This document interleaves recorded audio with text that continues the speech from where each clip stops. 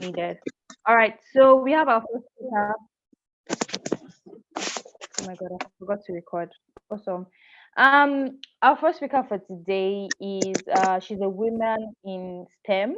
She's an advocate for the women in STEM, and she's also a tech consultant with almost a decade of experience. And when I say a decade, how many years is a decade, guys? So you know that she's got it. She has almost a decade of experience implementing innovative technology solutions. Yes, and Narita, that's right. Almost 10 years. That's amazing. Implementing innovative technology solutions. She's a co-founder at Gem Technologies, an innovative software and IT service company that leverages technology to address business tech challenges. She's also the founder and executive director of the Partnership for Africa Women Advancement. That's, if you know, Power Initiative. She is the executive director. It is a non-profit organization with a mission to empower 4 million women and young girls in STEM by 2030. You can see she has been doing amazing work through the years, through a range of initiatives and programs. She earned a She had a degree in electrical electronics engineering from Bells University of Technology, and which jump-started her career in the IT industry. So over the years, her experience in the industry have fueled her passion for advancing technology in Africa and addressing gender inequalities in STEM. She's the person of Christiana Onoja. Please, a round of applause, please. Oh, you can't hear me. Oh my gosh. How about now? Is it better? So the person I've been calling all along is Christiana Onoja, and she has received recognition from the UN Women and Federal Ministry of Women Affairs in Nigeria as one of the 25 young women leaders to implement generation equality. She's also a certified engineer by the Council of Regulation of Engineering. Guys, as I'm reading this, I think the chat box should be buzzing. You should be ready. The chat box should not be buzzing. Reaction should be going. I hope you can hear me though. All right, guys, without further ado, please make welcome Christiana Onoja, our first speaker for today. Woo! Christiana, please, you have it. Take over the mic. Welcome. Yeah, thank you so much. I mean, listening to this introduction, I was just like, oh, wow, is this me you're talking about? I'm honored to be here today and also to speak with everyone here. Honored, please, can you allow me share my screen for my presentation? Oh, yes, please, let me do that now. Yes. So sorry. Okay, so I mean, it's an honor to be here to learn, to share my little knowledge, and also to learn from other speakers and I mean, get more insight from questions that I would get from the participants during the course of this presentation. Right. As earlier mentioned, speaker has adequately introduced me, so I would not go in depth into my personal introduction, but I would like to mention that I've functioned in different capacities. Sorry, can you see my screen? Yes. Okay. Okay, so I would like to mention that I've worked in different capacity, diverse roles, from being a network engineer to being a collaboration engineer to project management, service delivery, down to business, and now running my own IT servicing company. So I've been able to function in diverse roles in the tech ecosystem. And for today, I'll be talking on the topic, transforming Nigerians' future, while focusing on empowering for women in STEM for the data revolution. Right. When I say women, really, I understand that there are also men on this call, but whenever I mention women, you should also know that it applies to you as a man. Okay, so my introduction has been done already.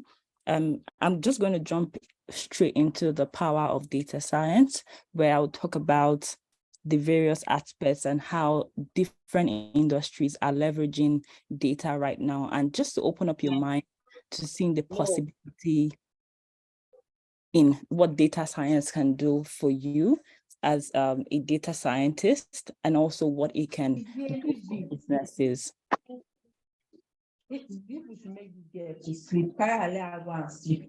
Okay, so please, if you're not speaking, kindly mute your mic, because this is a recorded session and would not like it to have interruptions in between.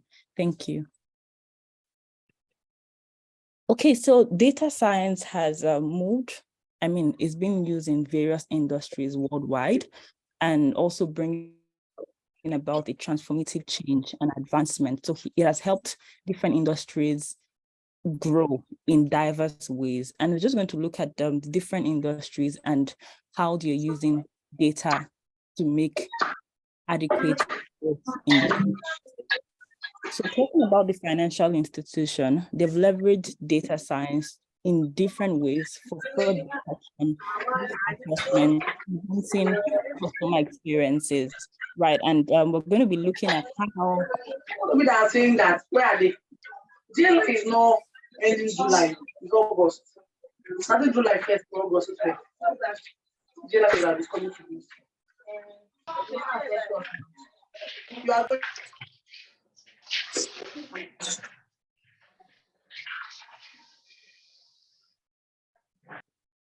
Sorry, I've been disabled from sharing.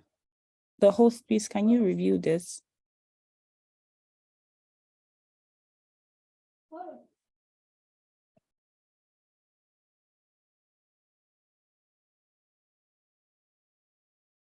Hello, anyone hear me? I've been disabled from sharing my screen.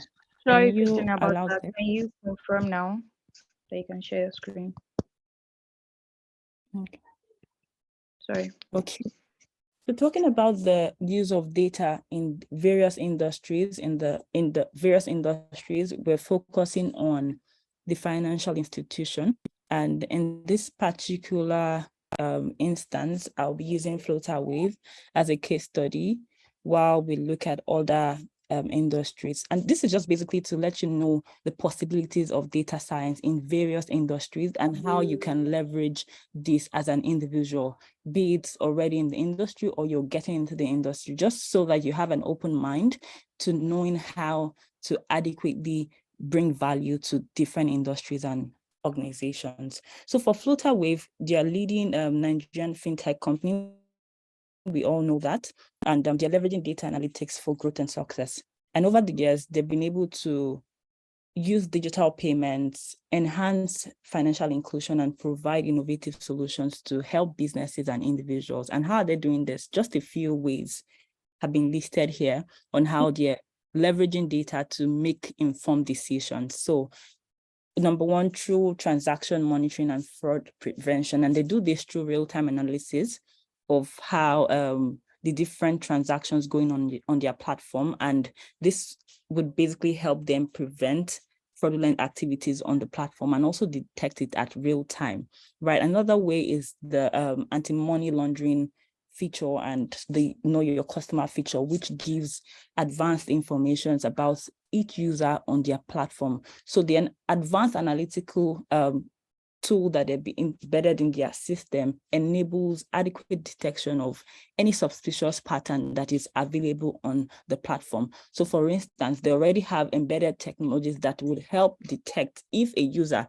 for instance, if I'm a user on FloaterWave, if a user is not Christiana, they've been able to put in those advanced technologies to detect if a pattern is not going in a pattern that has been learned over the years that is Christiana's pattern, right? So either with the way I log into my profile down to what I do over the years, with the advanced technology embedded, they already have learned my pattern over the years and know if a pattern is not moving in my pattern.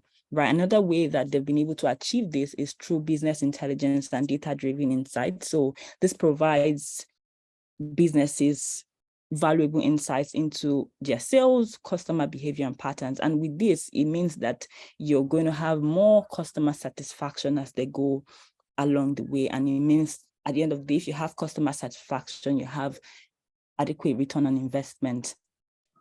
Right. So another way that they are leveraging data is through customer segmentation and targeting. So with the data that they have, they are able to personalize marketing campaigns and promotions on specific customer segments. So, I mean, talking about the exact terminologies on data science and the rest of it, I'm sure other speakers will touch on those adequately and more in depth. But for this purpose, we're just going to be talking about this just to open up your mind to see possibilities that are available. So I went further to look at another company that is non-Nigerian based, right, which is Capital One, and how they're using data analytics for their growth. This is a renowned bank that has also embraced data analytics as a core driver for their business strategy, right? And by harnessing data, they've been able to transform the operations, customer experience, decision-making, and also leading adequate growth and success around the environment. And how are they doing this? Through personalized customer experience. So they use predictive analytics to identify specific customer needs, what the customer comes to their platform to get all the time, or the services they come for all the time, and make adequate preferences to their customers. So, I mean, if, for instance, you come to a platform and you're getting this, let me use e-commerce for instance. Coming there to look for a bag, you love a bag, you're always checking, and maybe there's a new arrival, right? And one of the ads or that come up to you is feel like bag related. You feel customer knows me, right? So that personalized experience and more customer loyalty to your environment. It has also leveraged on data through for their risk management and decision making. So this employs advanced analytical models to analyze their customer portfolios and also identify opportunities like what I have mentioned, to adequately cross-sell these solutions, upsell, and also just for customer retention and all of that. So going further, we'll just look at the different sectors and not specific case studies anymore. The earlier case studies will just open up your mind to see how they're leveraging this. If you're a business owner getting into the field, just to see how you can leverage data in that field. So in the healthcare center, they've been able to leverage data science to enable personalized medicine. I mean, from the earlier video that was looked at, we looked at how the various ambassadors are leveraging data science to make informed decisions from research to the various industries that they work in. So in the medical line, they've also improved patient outcomes. It has helped to facilitate early disease detection and the rest of it. And a lot of businesses are already leveraging data to make informed decisions as they proceed. So another sector that is also leveraging data is the agricultural sector. And the benefit to this sector is making informed data-driven decisions and also data-driven approaches to the way they farm, to the way they optimize their crop yields, and also minimize the environmental impact. So if it's rain, if it's the pest control of all of those things in your environment in the agricultural sector, that's also a way that data science is being leveraged. The competition for this year at the WiDS data science community was about climate change, right? To predict what the climate was going to be in years to come based on information that was provided. So with that form of predictive analysis, it will be very beneficial to the agricultural sector. Okay, now going deep into, we've looked at the power of data science, and now we're going into the data revolution in Nigeria. Has it evolved over the years? And what does data have in stock for Nigeria as a country? I mean, data science is experiencing a rapid growth in Nigeria. There's a lot of buzz, and it's important that you find your way into that space if you're not already there. And I believe that for you to be here, you're interested in data science, right? And with immense potential to drive the economic development and digital transformation across different industries. I mean, data is the new oil, And according to the World Bank assessment, Nigeria is capturing only a fraction of it. So there's a lot of people are doing big things. And when I even looked at coming up with this presentation, looking for different companies, different people doing things, leveraging data, I didn't really find so much data for Nigerians. So it means that what World Bank has said is very evident, and it's only a fraction of Nigerians that are leveraging data to make decisions. And there's a lot of opportunity in that space. Another way that data can be beneficial to Nigeria is the demand for data scientists is also rising in various sectors, as earlier mentioned, the healthcare, the finance, agricultural sector, even educational sector, and more. So the opportunities here. So being an entry-level data science or whatever you're doing in data field, the opportunities in these sectors, and I've been able to mention a bit of ways that these sectors are leveraging data. Another point here is the Nigerian's digital economy is expanding and attracting investment. So different startups, different businesses, different initiatives are attracting investors. So there are opportunities opening up for data scientists in the environment and opportunities for innovation and entrepreneurship. If you want to also start your business, there's also opportunities in that aspect. So now we'll go into the gender gap in the STEM field, and part of why we're here to look at what the gender gap is saying for women and women participation in data science. So according to the Foresight Africa 2022 in Nigeria, they've stated that in Nigeria, only a certain percentage of women represent the researchers in Nigeria. So only 17 and 20% of women are research. As earlier mentioned in the video that was played by the WiDS team, I mean, the lady talked about it, she thinking, oh, a lot of women are available in that field because she had the privilege from her household.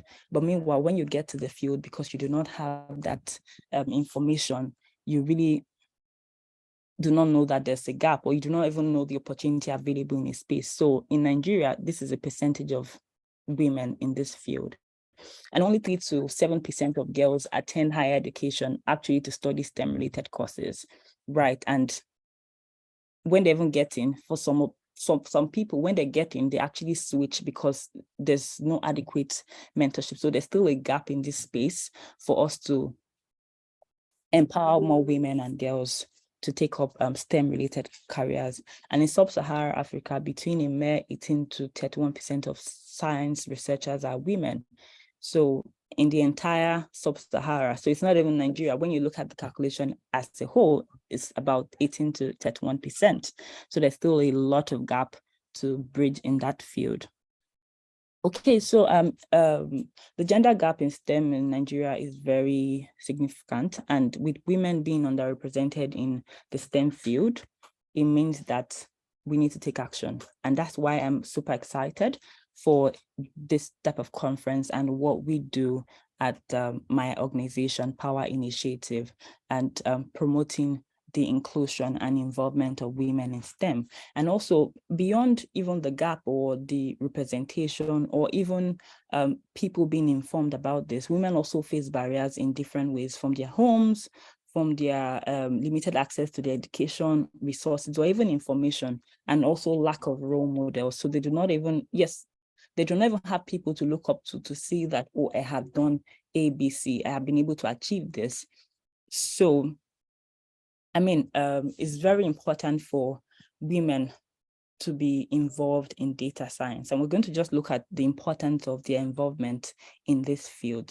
So women bring a lot of value to the table in the data science field. I mean, we have a lot of brilliant and excellent women, and we believe that there should be more involvement in this field. And it's not just because of numbers and algorithms, but because of the impact and the value that they bring and the skill sets that are available. And when we have a diverse team of people. We get diverse perspectives to things. And one important thing in data science is having that diversity in your thoughts to see things from different perspectives. So having more diversity on the team is an important way to improve the field of data science, and also better problem solving and loads of creativity from different groups of people. And more women in data science means more inclusion, more fair environment for everyone and everybody to succeed. Right. So I'll just go deep into what we do at Partnership for African Women Advancement and how we are trying and how we've been working tirelessly to bridge the gap that is available that I have earlier mentioned. So our plan at Power is to empower 4 million women and girls in STEM by 2030 for the data revolution. So we empower them in all ways through capacity building programs, mentorship, and so on. And we've got some wonderful initiatives that I would like to share with you. I mean, if you're a partner, you can be a part of it. If you're a student, you can be a part of it. I mean, this is available for, if you're a mentor, you can also be a part of it. This is available for different people, all of us here on this call, to take action. So we do this through providing scholarships to support women and girls to pursue education in STEM. We also do this through workshops and training programs like what we're having here today, webinars, to boost the skills and open new doors and perspectives to people in the STEM field, and also provide mentorship to people from creating a platform of aspiring female data scientists and also experienced professionals from diverse fields. And not just even experience, we also bring people that are getting into the industry, because part of the issues that some people have, entry-level people have, are the fact that they think, oh, this person is up there, the person had to do ABC, how do I get there? But we also come from a perspective of even people from down up. So you see progress along the way, and you know that you're not alone on this journey. And we also provide networking events to facilitate collaboration and support within the data science community. Okay, so talking about mentorship and also seeing women that have done things that you want to do, because that is a major factor or a major gap that we see. You do not find people that you can look up to, or even if you find people that you can look up to, you do not actually know their career trajectory or how they've been able to work to get to where they are. So we've just put a couple of our mentors here and a couple of names, a couple of people that are doing great things. We're not putting people with years of experience so that you do not feel like, oh, this person has done this. People that have at least 5 years of experience, so that you know that this is doable. And under a short period of time with dedication, you can achieve whatever you want to achieve. So me, Adelola is one of our mentors, one of our first data analyst mentors at Power Initiative. She works currently at Therapy Clinic at Ireland, Dublin to be precise. And she has experience with data analysis, cloud computing, and data engineering. I personally Adelola, and I know when she started her data science journey, and this was merely sometime above 2018 when she started her data science journey, now learning attending boot camps like what you're doing now. Then from there, she took up her master's in data analytics, where she currently transitioned into the job market in Ireland. Right, Adelola is passionate about bridging the gap between beauty, fashion, technology, and she also holds a degree from Bells University and the National College of Ireland. And in her free time, she enjoys traveling and learning about new cultures. So my dears, you should also know that beyond the fuss of trying to get up to date, trying to do great things, trying to learn, you should also find a way to, bridge that gap of your personal space, having a personal time where you can still have a good time and still learn along the way. Okay, so another person is Tina. If you're in the data field, especially the Nigerian ecosystem, you would know Tina. She's a data scientist, Augustina Okonkwo. She has transitioned into the data field 1 year ago. So this is not someone that has been in the industry for a while. right, from a career in business development. And in a short time, she has made remarkable strides using her passion for data science to solve business problems and also drive impactful change. Augustina doesn't have a degree in, she didn't go for a master's like Raaidah Lawal went. She just attended boot camps, Ingressive for Good boot camps, where she got necessary skill sets to get into this field. And she's been doing exceptionally well. This is just a year of her transitioning phase into the data science. So just imagine with so much dedication what you can achieve, right? So Augustina has broken barriers and proven the gender is no obstacle to success in the data science field.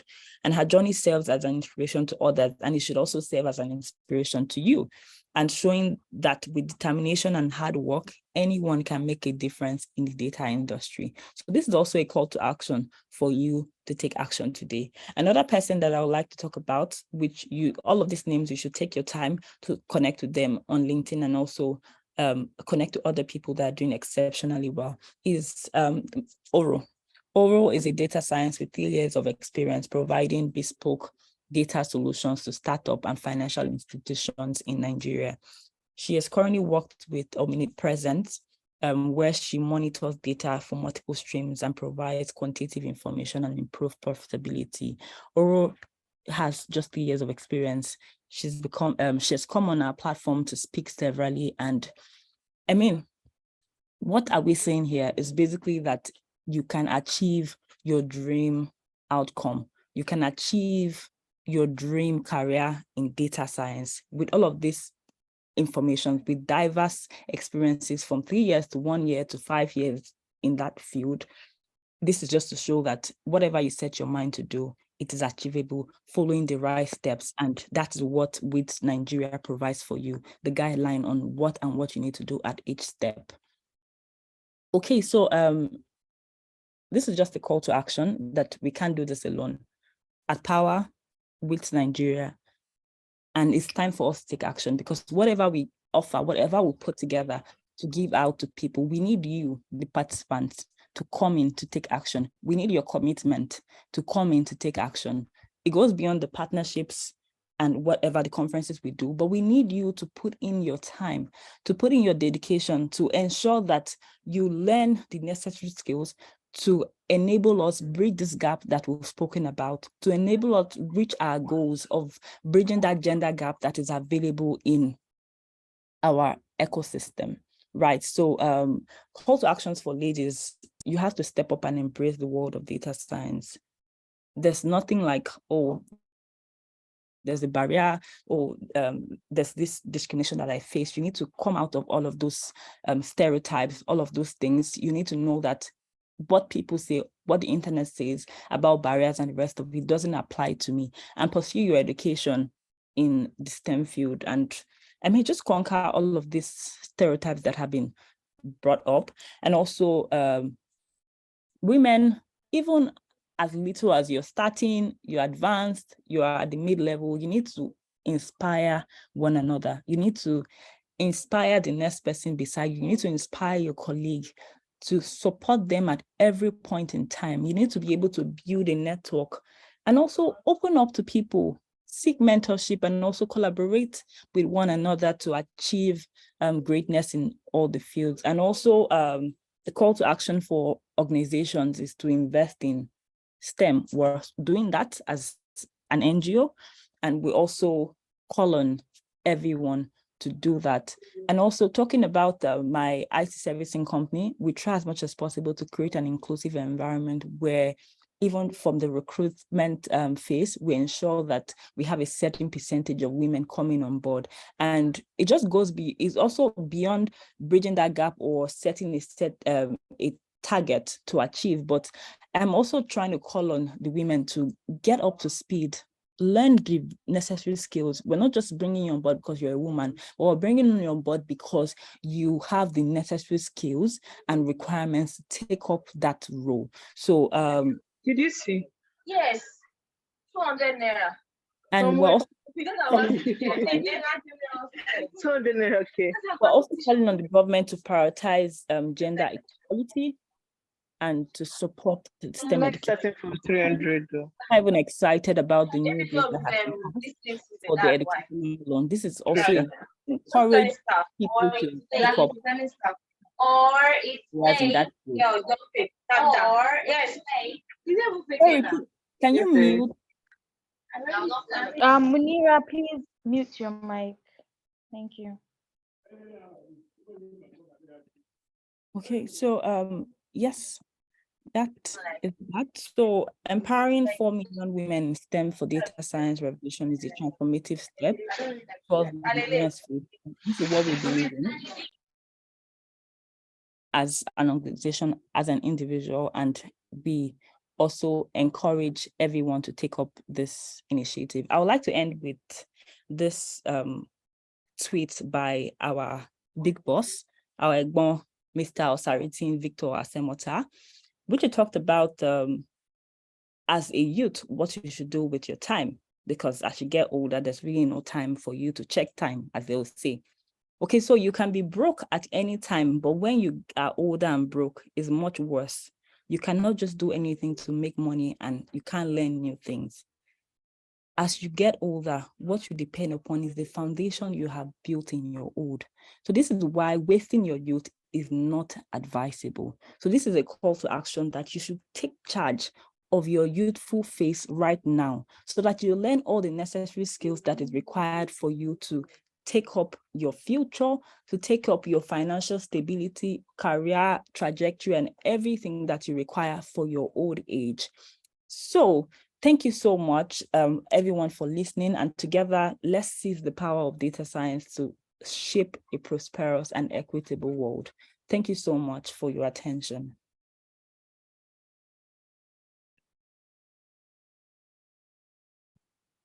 So I'm open to taking questions. Whoa. Yeah. Guys, where are your reactions? Where are the emojis? Come on. Christiana has dissected it. She has done an amazing, fantastic job. Thank you so much, Christiana. This has really been insightful. You went all the way from the beginning, took it over with, and letting us know that it's also in our hands. As women, it won't just come and meet you. You have to own it.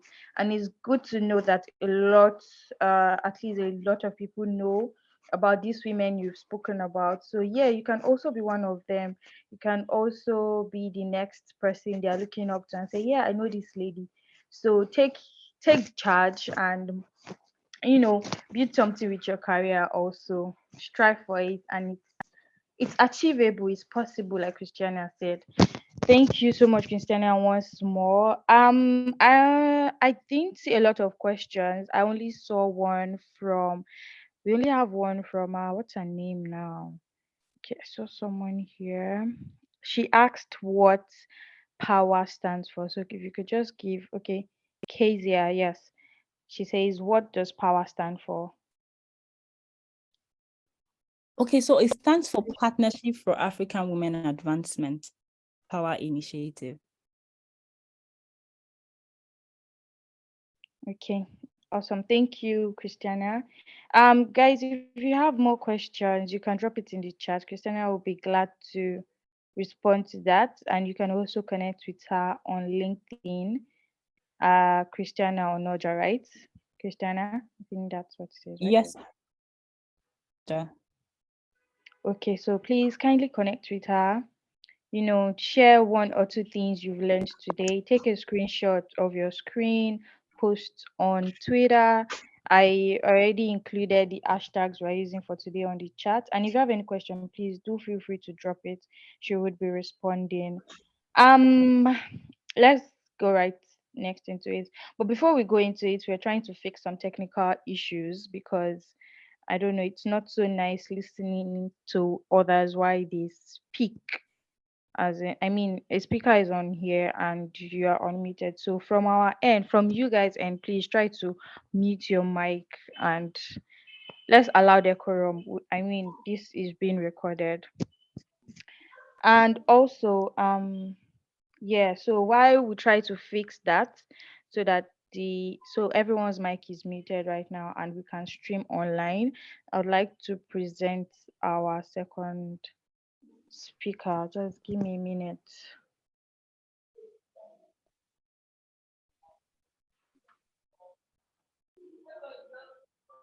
Okay, so the next speaker we have, kindly mute your mic, please. Dami, I've made you an admin. If you can control that, thank you. Our next speaker is a business intelligence analyst. A little bio about her. She's an experienced data scientist with a strong passion for creatively getting solutions to long-term problems that has faced the nation with data. She has 4 years of experience in the data science field. In person of Toluwani, she has worked with IPNX Nigeria Limited, if you know that company, yielding accomplished African women, which is now Black sisters in STEM. Please use your emoji, use your reactions. Even me, I know these organizations, and that's a lot. So, and she has led projects on applying data science to early detection of sickle cell crisis. Wow. Customer retention and sales transformation. Toluwani has been doing a lot in this space, and she had the opportunity to attend a few conferences, including deep learning in Daba, and has also won a few things, including a competition. Guys, I'm feeling your energy already. Yes, come on. So make welcome our next speaker, Toluwani Adegoke. So Toluwani, please, we're still trying to fix a few things, so you can just continue. Then we'll allow you share your screen. So guys, please keep it coming as we welcome our next speaker for today, Toluwani. You can have the mic now. All right. Thank you very much. So I just want to confirm if you guys can hear me well. Yes, loud and clear, Tolu. All right, that's great. So thank you for the introduction. Yes, so thank you very much. So let me just quickly go into what I'll be presenting for today. Yes, so I don't know if you can enable me to share my screen, or I'll wait till that is done. So okay, thank you very much. So I can share my screen now. So I'll be talking about a topic that is very dear to me. Okay, so please can you confirm if you can see my screen right now? Yes, Tolu, I can see your screen. All right, great. So yes, so I'll be talking about a topic that is very dear to my heart because this is something I've experienced firsthand, and I think it's a great opportunity and it's a privilege to share a bit of my knowledge on this topic with you guys. So it's about how you discover your niche and how that also empowers you to overcome imposter syndrome as a data personnel in Nigeria. So just a brief introduction into the topic. How come this topic? How did I come about this topic? Well, trust me, we have a lot of data personnel across the world because, it was said to be, specifically data science was said to be the hottest job of the 21st century. So we have a lot of people gravitating towards this as a career because, it pays the cash and it pays the check. So a lot of people are into it, they're going into it. And even in Nigeria, we have a lot of people gravitating towards data analysis, business intelligence. And you find yourself as a single person in the data field. And then you feel like, how do I even matter? Or how am I really going to make a difference? What's my role? I mean, I'm just one amidst 1,000. It's just like feeling like a tiny speck of dust in the island or on the beach. So really, how do you really overcome this feeling of being an imposter? Or am I sure I'm not just imitating someone else, so I'm just wasting my time here? So that's basically what the topic is about. So I'll be sharing a few things with you today. Yes, so I've done a very brief overview of the topic, but before I proceed further, okay, so what is really imposter syndrome and what do we talk about when we say imposter syndrome? Well, I want to believe that you guys have a brief knowledge about what imposter syndrome means. It's just like a psychological condition, but it's majorly characterized by you having doubt in your abilities, and you feel that one day very soon, someone is just going to land on you and they'll be like, fake. So that's just a very simple way of explaining it. Then someone wake up one day and decide that to pick you out that you're a fraud. So it's that feeling that you have consistently. You don't believe in yourself. You feel like your accomplishments and your abilities are just nothing. And one day someone will catch you and you'll be done for. So that's just a simple definition of imposter syndrome. And yeah, it affects people in different ways. So now let's go to the aspect of how we can solve this imposter syndrome, how we can solve this feeling of doubting our own abilities. It's about niching. So when I'm talking about niching, there are several definitions, but there's this specific one, or there are these specific 3 definitions that stuck to me, and I decided that no, I'm not going to let these definitions go. So referencing the Merriam-Webster dictionary this time around. So what's a niche, or what does niche mean basically? So the first definition says a niche is a place, employment, status, or activity for which a person is best fitted. A person or a thing is best fitted, which means that is where you belong. That is your fitting. It seems as if that's the place where you need to be. That's the place of your purpose fulfillment. The second definition says a niche is an habitat that supplies the factors necessary for the existence of an organism, which means that when you're in your niche, you're in your place, you're in your space, you are there, and that place is actually giving you the factors, giving you the things that you need to exist as a person, which means it's supplying you all the necessary resources that you need to exist as a person in the large data field that we have in this day and age. And the third definition is that a niche is an ecological role of an organism in a community. So we can see everything that all those 3 definitions go through. It goes through factors, being the place where you are best suited for, but most importantly, focuses on your role as a person in the data field. So those are the 3 definitions that stuck out, and we'll be working with these definitions as we go on. So now to the very important question is, how do you identify your niche? How do you find yourself? How do you know your niche as a data personnel? So I'll say first and foremost, identify your passion, hobbies, and interest, and then your peculiar giftings. So how do you identify this? I feel like this is quite ambitious and it's quite vague. So I'm going to break it down by giving you some core questions that you need to ask for you to find your passion, your hobbies, your interest, and then your peculiar giftings. About peculiar gifts is there's something that is specific to you that that no, I'm very good at this area. It's a gift for me. And so many people have commented about it. Oh, you have this gift. Oh, you have that gift. Oh, you're very good at this. Oh, you're very good at that. I'm sorry. Yeah, so there's something, it's peculiar to you, and that's your gifting. But these are core questions for you to actually identify those, your passions, your hobbies, and your interests. So I came down to 7 questions. Number 1 question is, what have I loved doing since I was young? What is that thing that I've consistently been doing since I was young? I don't find it to be stressful. I don't find it to be work. Number 2 question is, what drives me and what pains me? What's that thing that makes me keep going? And at the same time, what's that thing that is the source of pain to my heart that I would like to see an improvement on, or I'd like to see it changed? Number 3 question is, what am I interested? What am I interested in? Am I interested in fashion? Am I interested in music? Different things. Am I interested in the healthcare? Different things. Just find your interest. And number 4 is, if I was to keep doing something, or if I was to keep doing some things for the rest of my life without getting bored, what would those things be, or what would that specific thing be? So find that thing that you would keep doing and you wouldn't get bored. And number 5 question, what am I so good at that it just comes to me easily? That thing that just comes to you easily, doesn't feel like you need to put any extra effort. Number 6, what kind of person do I want to be?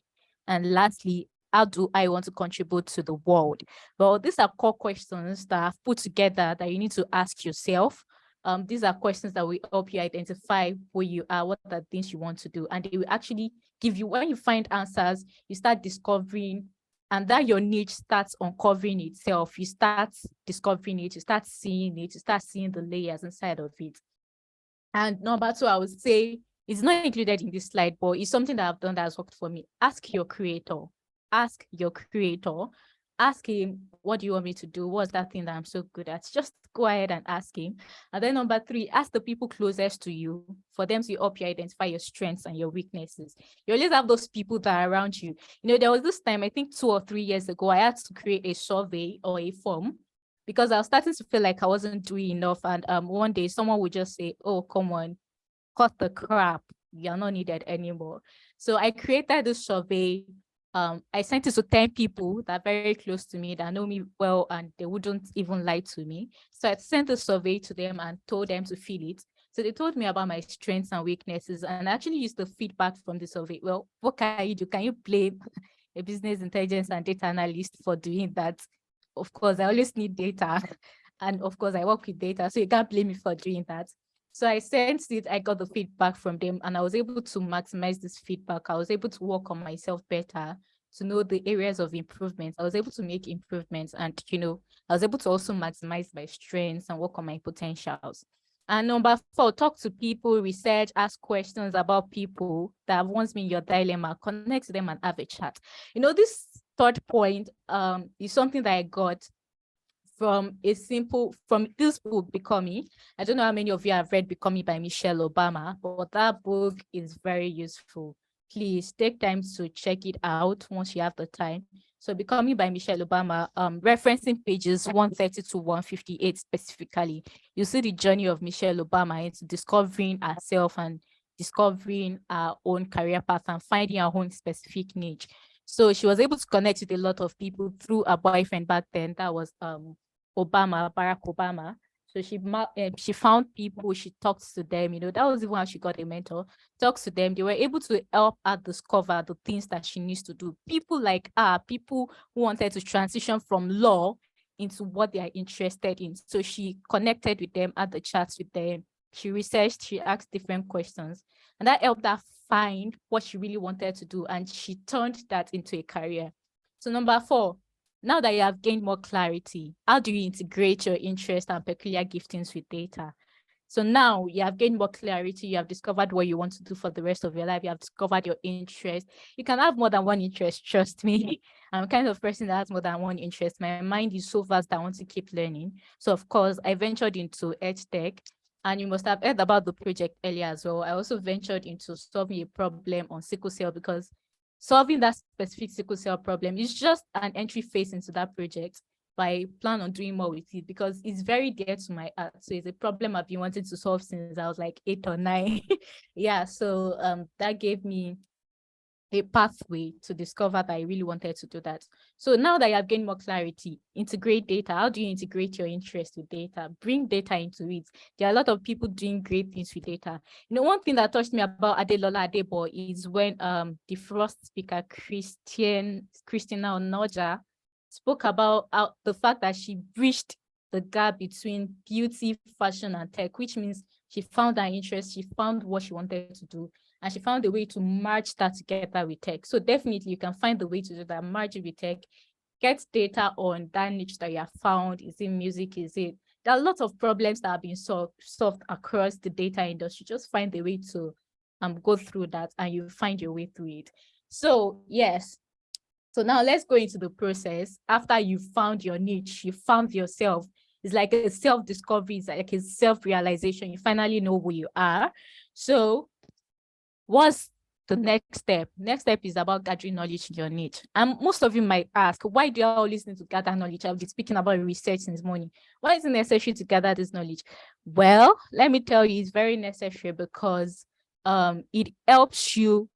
There was this quote from also another course that I did, is how to speak. While I was prepping for this conference, I took a quick course on how to speak in front of an audience, because I knew that would give me an insight into bits of things.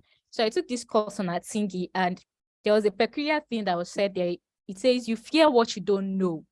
You fear what you don't know, which means that the fear comes in, the feeling of dissatisfaction comes in, the feeling of doubt comes in when you don't know something, because you don't know it and you just don't know it. So that's a very good importance of knowledge gathering in your data niche. So you gather knowledge so that you won't be afraid, so that you can throw away the feeling of doubt. You can throw it out the window. And another thing, why is it important to gather knowledge?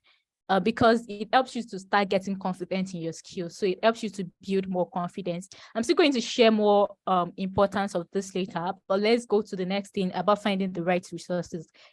How do you find the right resources for you to get enough knowledge? So when you find how to get resources, well, there are lots of ways. Seek mentorship, yes. Once you've discovered your data niche, you've found your niche and what you want to do, seek mentorship. Go into LinkedIn, go out on LinkedIn, find people who are into your industry already or who are already in your niche. Talk to them, connect with them on LinkedIn. If you find one that proves that you feel like that's where you want to be the next few years, connect to that person and talk to that person, and when you start exchanging knowledge, of course, you need to prove useful to your mentor. You can't always just be collecting without proving useful. So of course, you share resources with you. You need to attend conferences. Yes, very important, just like you are doing right now. So I'm congratulating each and every one of you for being here. You need to check for networks on LinkedIn, just like I said earlier, and ask questions about resources. And one important thing that's proven useful, be in a community. Once you find your niche, find your community, be in that community. There's always a community that will create dozens of resources for you. They will share knowledge, create resources. You can ask them questions about a problem that you're facing, and of course, in your career. So when you are in a community, it gives you the mind, or it helps you create a safe space that this is where my people are. And also, if you don't have a community, or if you can't see one, create one. Be a trendsetter, be a pace setter, create a community, invite people to come in and join you. So third thing, learn the necessary tools that will prove useful for you. There are lots of tools that you need to learn that will prove useful for you. Just learn these tools, go about these resources. Of course, where you have gathered the tools, where you have gathered the knowledge, the resources. They have supplied you the resources to use. They have supplied you the tools that will be needed. Then start learning them. Start taking baby steps. But while learning, it is also very important to enjoy the learning phase. Some people want to rush and go into their goals, but set learning objective for yourself. Okay, after I learn this tool, what is the objective for me learning this tool? What do I want to do with this tool that I've learned? So set learning objectives for yourself. Enjoy the learning phase. And lastly, stay up to trend with the latest developments. Stay up to date with the latest trends and developments in your niche. So you stay up to date by subscribing to newsletters, read articles online, read recent papers that are being released in your specific niche. Go about those stuffs and make use of them. There are lots of resources online. So yes, I'm going to, next one, I'll be going to understand the necessary tools. So yes, just like I said earlier, the purpose of understanding the necessary tools is that it really helps you and it empowers you to use these tools effectively. And it enhances problem solving and makes you stand out as a person. So that's what it does. It actually empowers you to leverage these tools, to leverage their functionalities, use them effectively, enables you to create accurate analysis, to do a lot of things. So that's why you need to understand the use of the necessary tools. And some of the examples of tools that I've come across in data are DMA tools. So when I'm talking about DMA tools, I'm talking about data manipulation and analysis tools, such as Python, R, SQL, Excel, data viz tools, Power BI, Zoho Analytics, Tableau, and of course, machine learning and data mining tools such as scikit-learn, KNIME, Python frameworks such as TensorFlow and PyTorch. These tools are just basic fundamental tools that are being used in the data field nowadays, or that are being used in the data world. So these tools are, I think they are quite peculiar to just data mining, business intelligence, data science, machine learning, artificial intelligence. These tools are peculiar to the specific data areas. And of course, I'm talking about different niches: fashion, music, talk about it, healthcare, edtech, talk about different things. And next one is to use these tools to solve real world problems. So when I'm saying solve real world problems, I don't say you should dive into massive data and start consuming your time and start feeling useless on it. No, that's not what I'm talking about. Get platforms. There are competition platforms, Kaggle, Zindi. If you feel intimidated on Kaggle, please, there are other competition platforms that a lot of us don't know about. So, datasource.ai is a competition platform. There's Analytics Vidya, there's StevensData.org, there's Crowd Analytics. There are lots of platforms that are beginner friendly. So if you feel intimidated by Kaggle or Zindi, just go on these other platforms: Analytics Vidya, Datasource.ai, StevensData.ai. CAD analytics. This will prove to be very useful for you. Then I want to talk about becoming wise in your application. How do you become wise in your application? Now that you've run through different things, you've understand your tools, you've known your niche, you've known different things. Now it's time to pick up that specific project that was always on your mind. Find a problem and solve it. What's that problem? What's that thing that's been on your mind? That's when I came up with, it was actually my final year project, that project that was talked about earlier, detecting sickle cell crisis early. That was my final year project. It was a very simple project and it did wonders. Someone recently heard about it and, the person wanted me to connect with another person that was doing the project on a larger scale. So that kind of gave me a nice visibility. So just pick up a project, find that project that problem that you've always wanted to solve, pick up data sets, create data sets if needed, visit places, and, start to solve that problem with data. Number 2, don't be afraid to show your project to the world. Put your territory on your project. Put your signature on your project. Let people know that this is my project. Post it on, publish papers, write papers on the project, write articles, publish it on ResearchGate, publish it on academia. Let people know that this is the work that I have done. Put your project on LinkedIn. Let people know that this is what I have done and this is what I am doing. A lot of people will reach out to you to ask you questions. Even if they don't, they can always reference back that you have done something nice or you have done something like this. And so if they need to do something like that is similar to that, they will reach out to you because you have done that project and you have written an article or something on it, or you have written a post on it. Then, yes, after what are the best practices for applying knowledge? So what are the things that you need to know to apply your knowledge and tools in your niche? Finally, you've written a project, you've done the project, you've written an article on it. Now it's time to start attending conferences. I've said it earlier. I'm saying it again. Sign up for paper presentations, attend conferences. Some conferences are very peculiar. I'm talking about international conferences. Some conferences are so funny that immediately you present a paper, you have an advantage when you have a paper to present, in that you could easily get sponsorship compared to other people. I'm talking about visa sponsorship. I'm talking about plane tickets. You could easily get sponsorship if you have papers to present, which means you already have a purpose.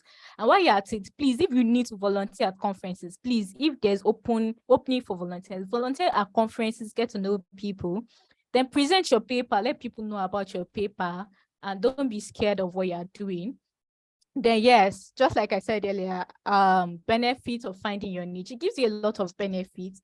It increases your confidence in your skills, it increases your productivity at work, gives you a sense of satisfaction in your career. You have the sense of fulfillment. It gives you the expertise and the specialization. You're able to make an impactful contribution in the world, and you're able to alleviate further confusions, and you move at a reasonable pace, and then you get a sense of direction as well.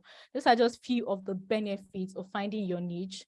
And also, what are the tips for overcoming imposter syndrome? Because of course, it takes time to build these things. What are the tips that you need? Please avoid unhealthy comparison. Don't compare yourself with another person. You are unique and you're peculiar. Stop comparing yourself. Enjoy your journey. Go at your own pace, and don't let other people affect you. Embrace opportunities and challenges to showcase your skills. Don't hide your skills. Showcase your skills.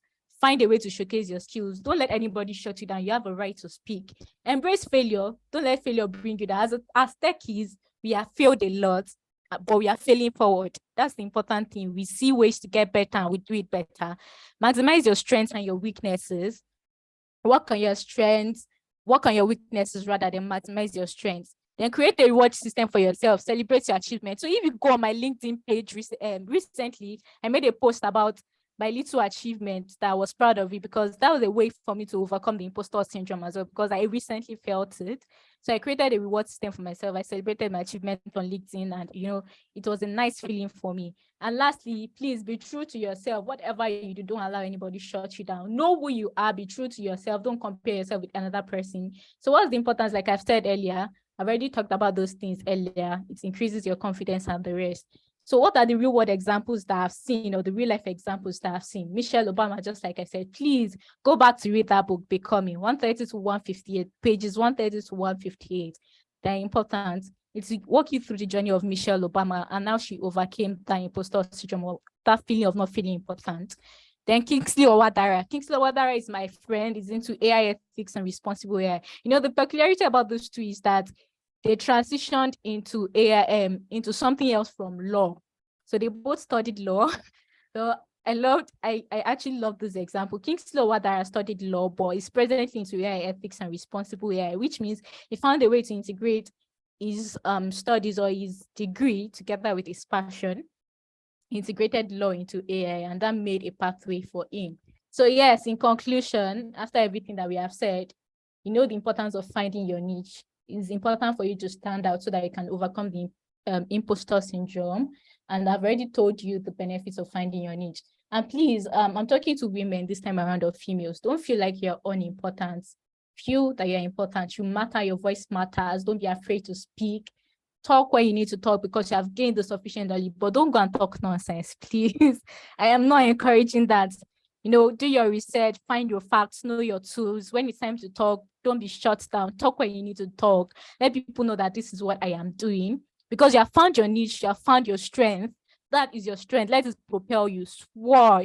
You're not a bird. You're not a small bird. You're not a chicken. You're an eagle. So please feel free to spread your wings and fly. Soar as much as possible. Find communities that assist women as well. Find mentors and do a lot of things. There's so much within you that you need to unleash. Please don't keep quiet about it. And of course, so that will bring me to the end of my session. So if you have any questions, please feel free to ask. Of course, the resources that I used, Becoming by Michelle Obama, How to Speak in Front of an Audience by Atinki, and of course, you know now, Google search and ChatGPT, always been saving lives since the 90s. So thank you very much for your time. Thank you very much for your attention. Thank you. Thank you so much, Toluwani. That has been so inspiring. I mean, you've taken us a whole way and we are back. What an awesome presentation. I mean, everybody here also recognizes that I'm not the only one from their responses and all. Thank you so much. Before we go on, Christiana, you have like a few questions at the top of the chat. If you can just check it out and reply to them. They repeated their questions. So if you can scroll up through the chat, there are a few questions that dropped for you. But if you can't find them, please drop your questions again and probably tag Christiana. Tolu also has a few questions in the chat. I would take like two because our time is really fast spent and she will be responding to you also in the chat. You can always also link up with her on LinkedIn, right? Same name, Toluwani Adegoke. She'll be sure to drop that and also probably the presentation slides. So let me go through this question. Tolu Kezia says, can you thrive in more than one niche? She's just transitioning and she knows the niche she will majorly want to focus on. But is it possible for her to have another smaller niche? So if you can just respond to our question real quick. Okay, thank you very much. So, Kezia, just like I mentioned earlier, yes, you can actually excel in more than one niche, but you have to be very careful. It's a very tricky process. But make sure that you're established in one, and then the smaller one, of course, you can go for it. Don't be afraid to go for it. Just like I mentioned earlier, I love edge tech, so I lecture people on tech, teach people about tech and different stuffs. But also, there's this problem that I've been wanting to solve in healthcare.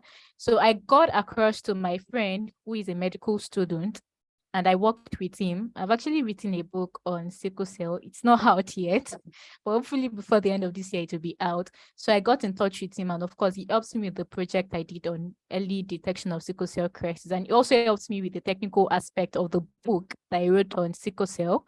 Yeah, so it's possible to go into more than one niche, but be very careful. It's a tricky process. You need to make sure that you are ready when you're trying to do this too. But please try as much as possible to avoid it, because it is avoidable, but avoid it. But at the same time, if you really want to do it and you really want to solve a problem, please go into it. Don't be afraid. Just make sure you don't lose focus and you don't lose track. Awesome, yeah. One thing, don't lose focus, don't lose track. Thank you, Toluwa, for that awesome presentation. Everybody's asking how they can link up with you. Like I said, LinkedIn, please just confirm your name on LinkedIn so they can connect with you and ask more questions. There are still a couple of questions in the chat. If you could just respond to them, please, that would be fantastic. Thank you again, Toluwa. You've done so much well. How's everyone doing? How is the room generally? What's going on, people?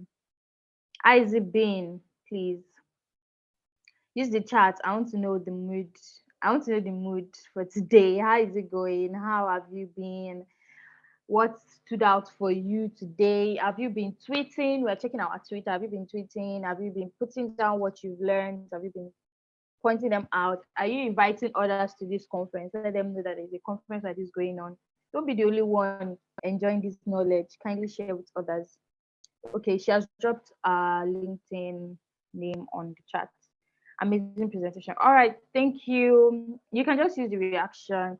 So this is just a quick networking break or session, let me say. We've had like almost an hour or more than an hour on this call. So let's just kind of relax a bit before we move on to the other speakers that we have for today. I said, how is everyone doing? And I'm not getting any response. All right, no problem. Okay, so this would be like a quick finger, or how do they say it? Was fastest fingers, yeah. So fastest fingers. Oh, you're fine, nice, awesome to know, Rebecca. Thank you so much for paying attention. Thank you, Kezia. So I've also been seeing your participation. Thank you, everyone. Like, this is awesome. Doing great, awesome. That's very nice. Okay, so who was our first speaker for today? There is something for you. Just fastest finger. Anybody that comes up first on my chat, just you get to win something. Who was the first speaker for today? If you've been paying attention, if you were here early, Christiana. Someone says Christian. It's Christiana Onoja. Thank you, Henrietta. Okay. I'm seeing everybody's okay. Christiana Onaja. Christiana, please come. Okay, I'm seeing different spellings to her name, so I'm just going to pick the person with the correct spelling. It's Christiana Onoja. So Arietta is correct. It's not with the A, it's with a O. So thank you, Henrietta. I'll be reaching out to you before the close of the call on what you want for today. It's been really interesting and insightful.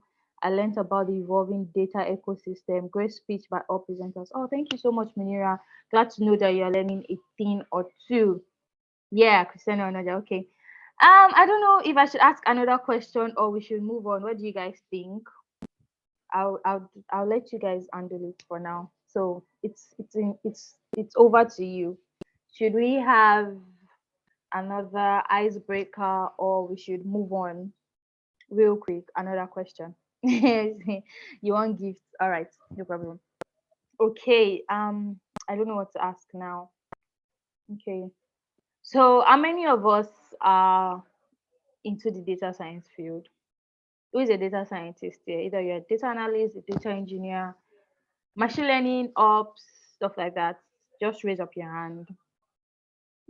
Hi, nice. This is also a great networking session for everybody. Having conferences like this makes you meet a lot of amazing people doing a lot of amazing things and also connect with them. You never know who you.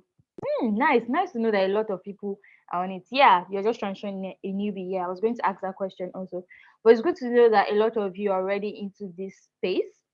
And if you're still trying to find your way around it, I mean, Toluwani has dissected it for you. Christiana has also come on board on the importance and how to go about it also. Just transitioning, interesting, still transitioning, amazing. So I'm sure with the few speakers that we've had for now, I'm sure you'd like know where to move on to, how to find your mentors and stuff like that. So, okay, I think that's my next question. I was going to ask how many people are transitioning. So yeah, don't feel bad, don't feel left out. I mean, the sky is really, really big. You can start today and you don't know where you'll be at before the end of this year. So before it all ends, we're still going to share a group link to our community, the Women Data Science Nigeria community, where we share resources and mentorship and stuff like that. If you're interested to join, kindly do so. Yeah, so before the end, we're going to do that. Like Toluwani said, from finding your niche, you need to like have a community where you know that we are doing this together. I'm not alone, right? So that's why we have communities like this, bring up conferences like this to you guys. So I hope we're all relaxed now. I hope we've been able to rest before we go on to our next speaker. But before then, somebody is saying they want to win a gift. The gift actually is licensed to Data Camp. Who knows about Data Camp? Who knows about Data Camp, the learning platform? You know, nice. Yeah. Oh, interesting. So we have free licenses. I don't know, maybe about 2 or 3 to give out to people that are interested in learning. You do not need to pay for anything. It is free. Everything that comes on Data Camp is free to you. Is free for you, yeah. So we have free license to give out, meaning you would be learning on the platform without paying, without anything. Everything on the platform is accessible to you. Nice to see that a lot of people are interested. So if you're interested, keep listening. This lady just won herself a license. Sorry, oh. The chat box is really okay. Okay, Henrietta just won herself a license. That's the gift I'm giving out to her. She just won herself a license. So if you're still interested, keep listening, be attentive. I'm going to ask another question from what other speakers would be saying. Henrietta just won herself. Please, a round of applause for her. Celebrate her. She just won herself that license. So yeah, thank you. You're welcome. So yeah, please keep listening. Let's keep nice to know. Everybody's still engaged. Nice. Okay, so let's keep this energy. Let's keep the momentum. A lot of amazing lined up speakers are still in the room to present to you. So be attentive. I'll come with my question and I'll be awarding maybe 2 or 3 more. We'll see. Okay. The next speaker will be introduced by Chelsea, the co-ambassador. Chelsea, it's over to you now. I'll be dropping the mic. You could unmute and pick it up. Thank you very much, Okay. Kyra. All right, you're Yeah, welcome. you can hear me, right? Yeah, sure, loud and clear. All right. Awesome. Thank you. So moving on to the next speaker, which is Miss Opetunde. I hope I'm getting this right. Yes, Miss Opetunde Adepoju. So let me just read the brief story here with me. Guys, please don't be silent. Let me see your emojis. So, Ms. Opetunde is a seasoned consultant with extensive experience in the fields of data, analytics, strategy, and business transformation. With over 3 years of experience in machine learning, data science, and data-driven business transformation, she has successfully served a diverse range of clients in financial services, healthcare, and other industries. I'm not seeing also. Shay, if you do guys, let me see your responses. Come on. So, in addition to her professional pursuits, Opetunde is actively involved in volunteer initiatives that focus on education. She currently serves on the advisory board of Build Nigeria and Ruby's Technologies Foundation. Opetunde's contributions and achievements have been recognized through various fellowships, including the 2021 Cargo BIPOC Fellowship, the 2020 DISI Fellowship, and the 2018 Forbes 30 Under 30 Fellowship, among others. Guys, with clapping emojis, a lot of clapping emojis, please welcome Miss Opetunde for our session. Mr. Opetunde, over to you. Good evening, everyone. Thank you so much for having me. And thank you so much for that introduction. I want to also thank Christiana and Toluwani for that wonderful sessions that they've had so far. I'm super honored to be here and I am so grateful. Please don't mind the bio. We do the bio for professional reasons. I'm just me, please. Please forget about it. We are still hustling in this life, you know. Please, please, help your girl if there's need to help, like, please. So just forget about it. All of that is, of course, it happened, but now wash, I beg. Anyway, so let's go straight in. I feel like Tolu she sort of went into, maybe she entered into the future and took some of the things that I wanted to say and then decided to say them in her own speech. But I'll try as much as possible not to what did I call it, repeat some of the things she said, but I feel like she shared so many insightful things. Let me just quickly share my screen right now so that we can get right into it. I hope we are learning. I hope all of us are gaining one thing or the other here. So please confirm that you can see my screen. Yes, we can see your screen. Thank you very much. So because I'm sharing my screen, I will not be able to see the chat board or your reactions and things like that. So please bear with me. Just let me know. Maybe after I hope I don't take more. I have 15 minutes, so I don't plan to take more than 15 minutes for this. But I will be sharing my own experience. I've been working, well, I started learning data science in 2017.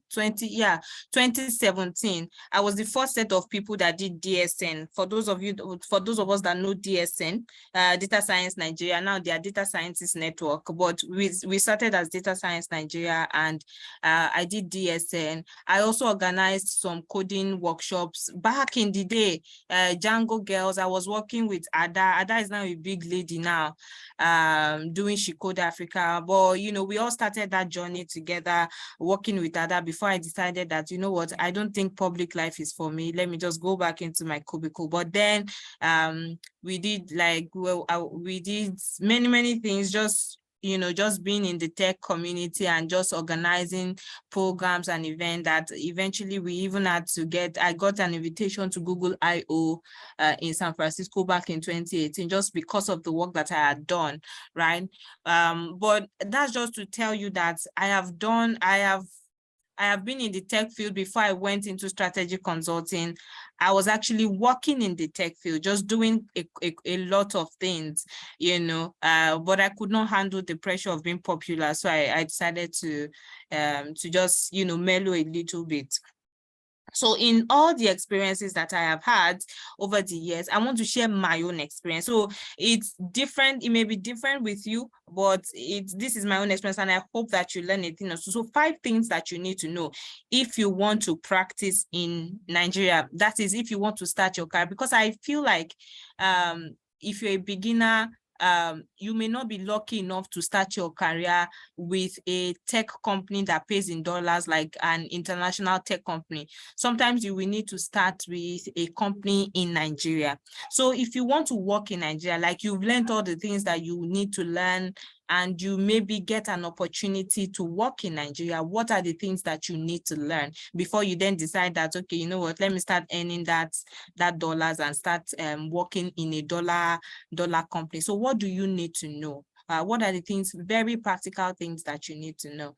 So let me go to my next slide. I don't know why my slide is not moving now. Okay, so it's moving now.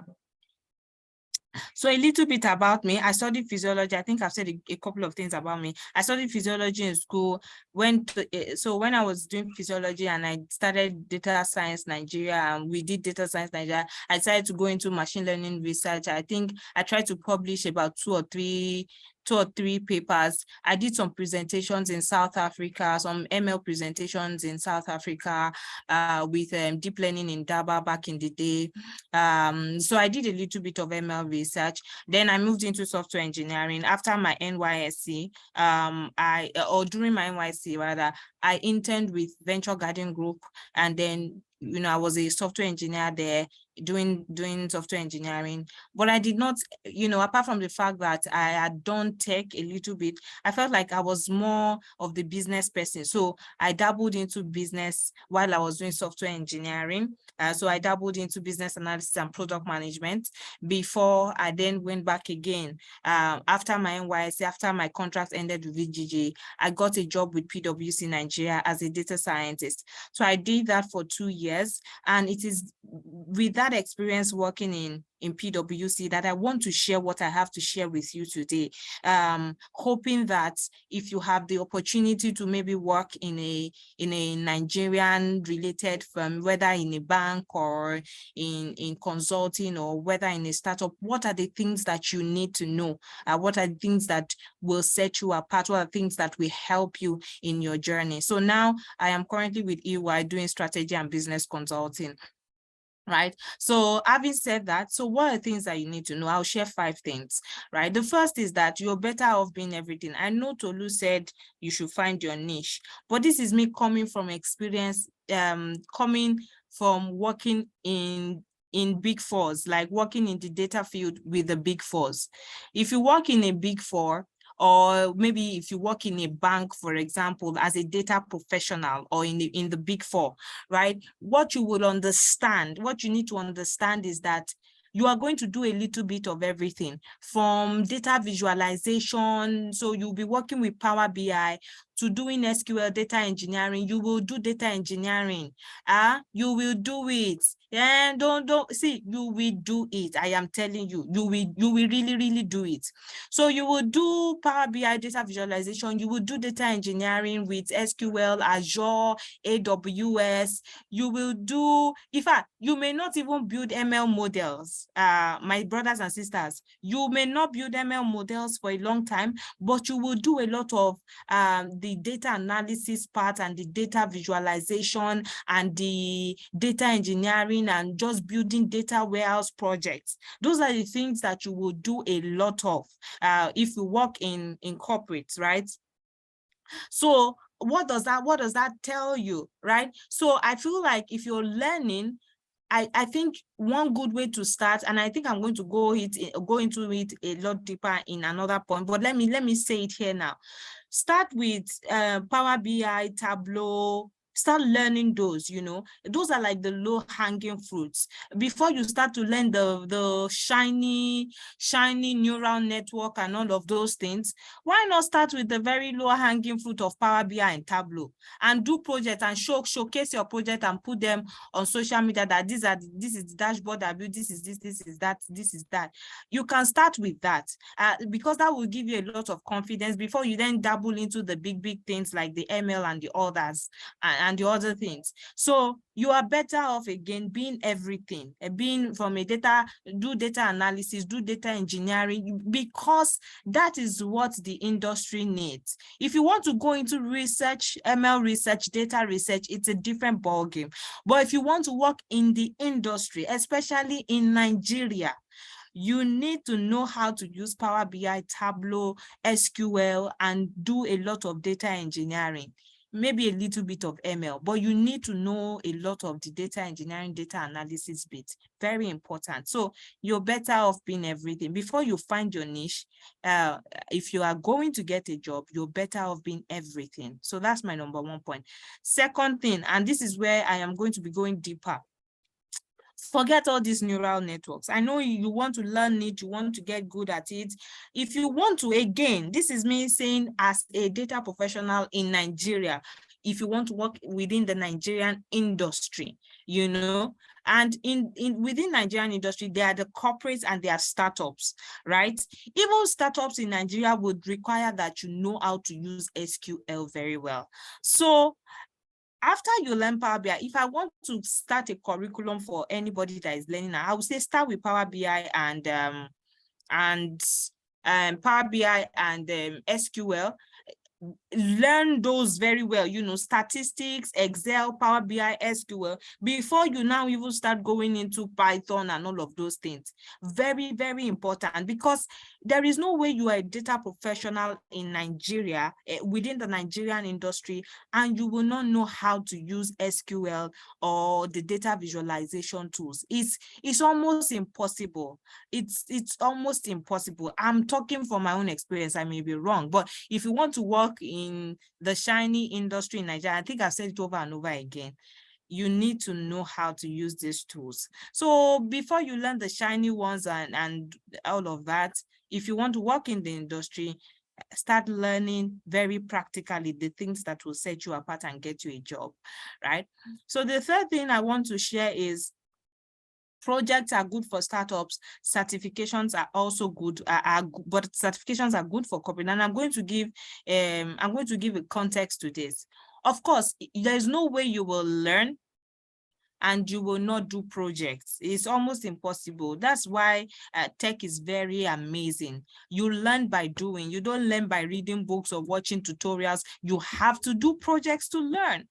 But at the same time, what sets you apart again in the industry is certifications. So if I ask you how many of us have AWS certification or Azure, Microsoft certification, if you don't have it, I would encourage you to go and start to learn it. So AWS, I know AWS has, there was one I did one time, AWS introduction or something like that. And then there was another one, after that you do solutions architects certification.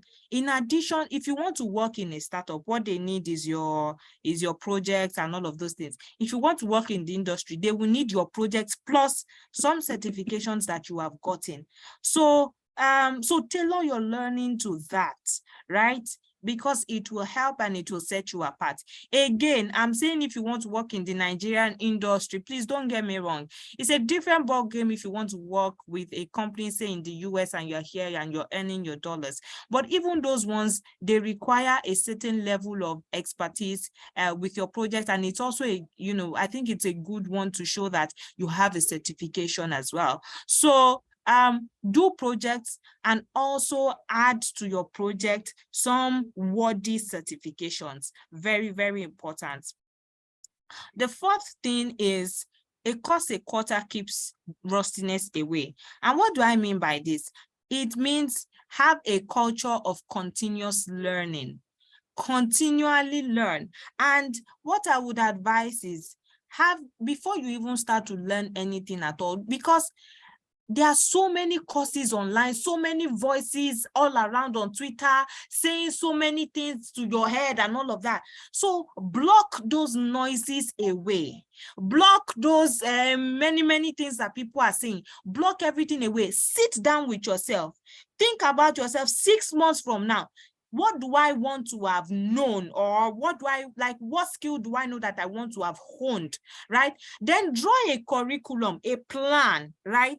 And begin to take courses, with that curriculum that you have, then begin to take those courses one step at a time, one step at a time, one step at a time. When you need to do projects, do the project. When you need to do the course, just so that you can learn the basics, as a beginner. You can learn the basics and build your foundation very, very well and build confidence on that foundation.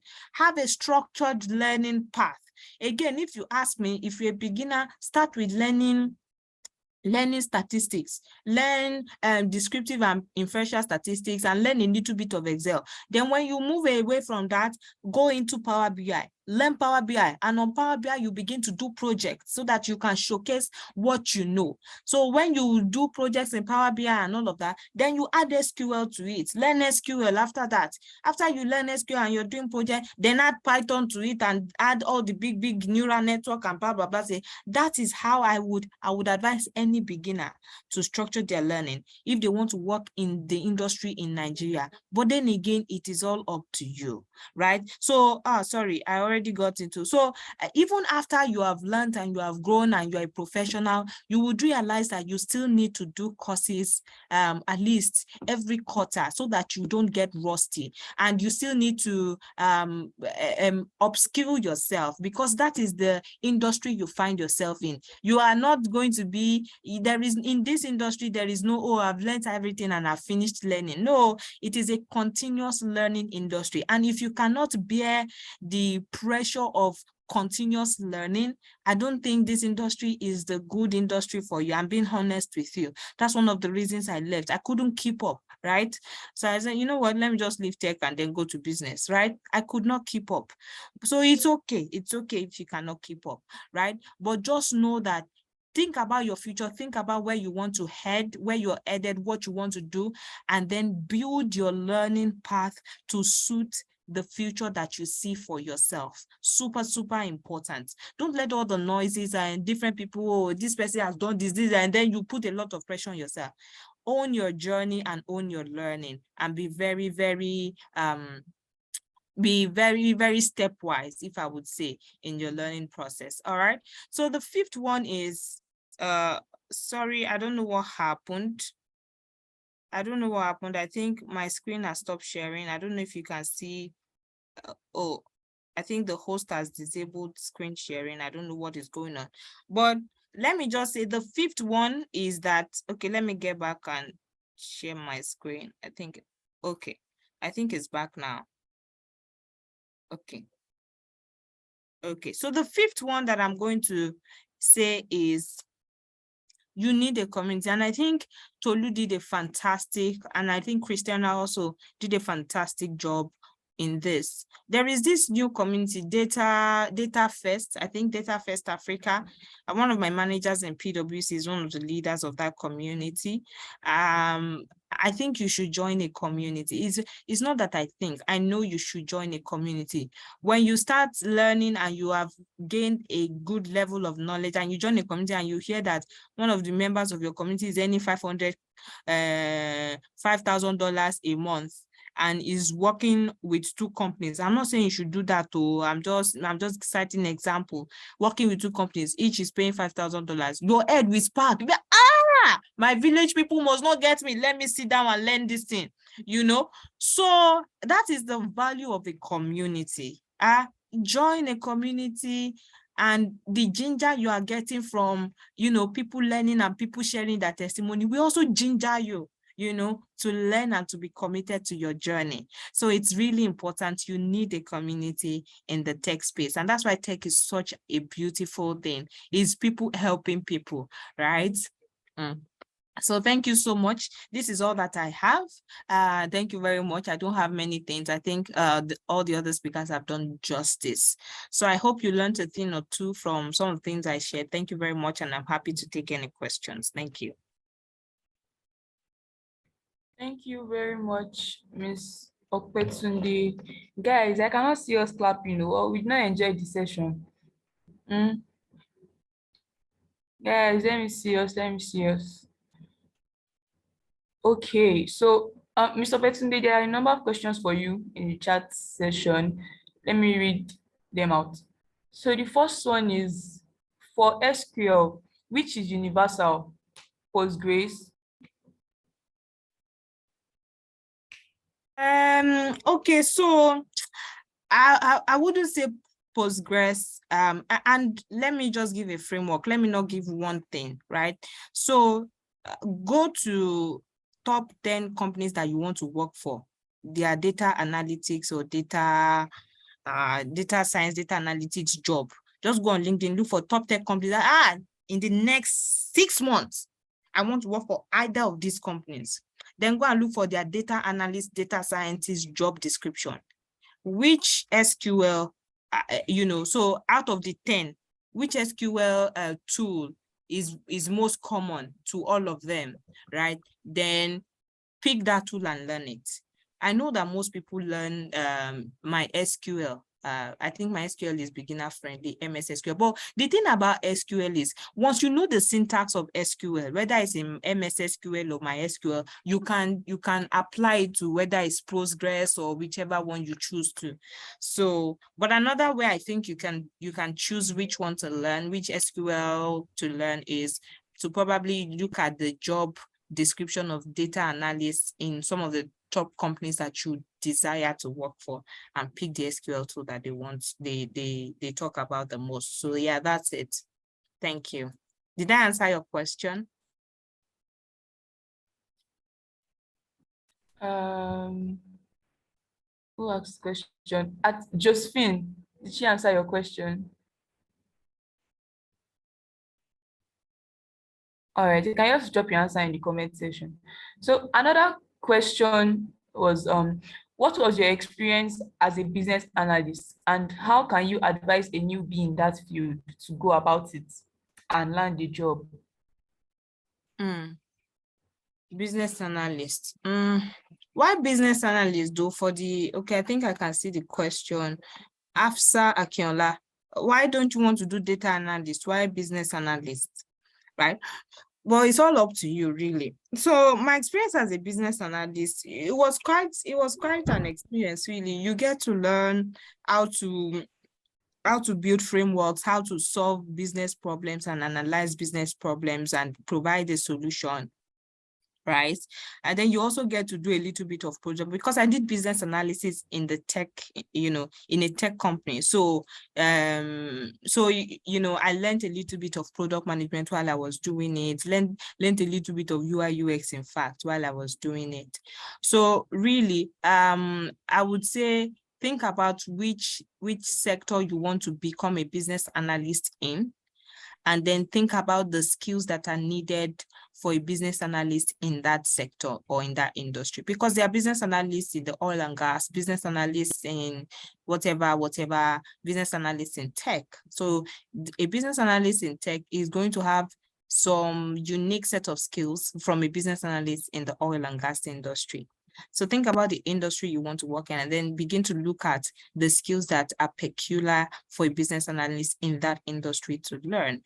As regards landing a job in that field, it's not like data where when you learn a skill, you can put your thing out there, right? And say, this is something I built. One good way is, maybe if you're learning business analyst, maybe write some of the things, business insights, and write like posts on LinkedIn, so that you can showcase your knowledge and your insights of business, right?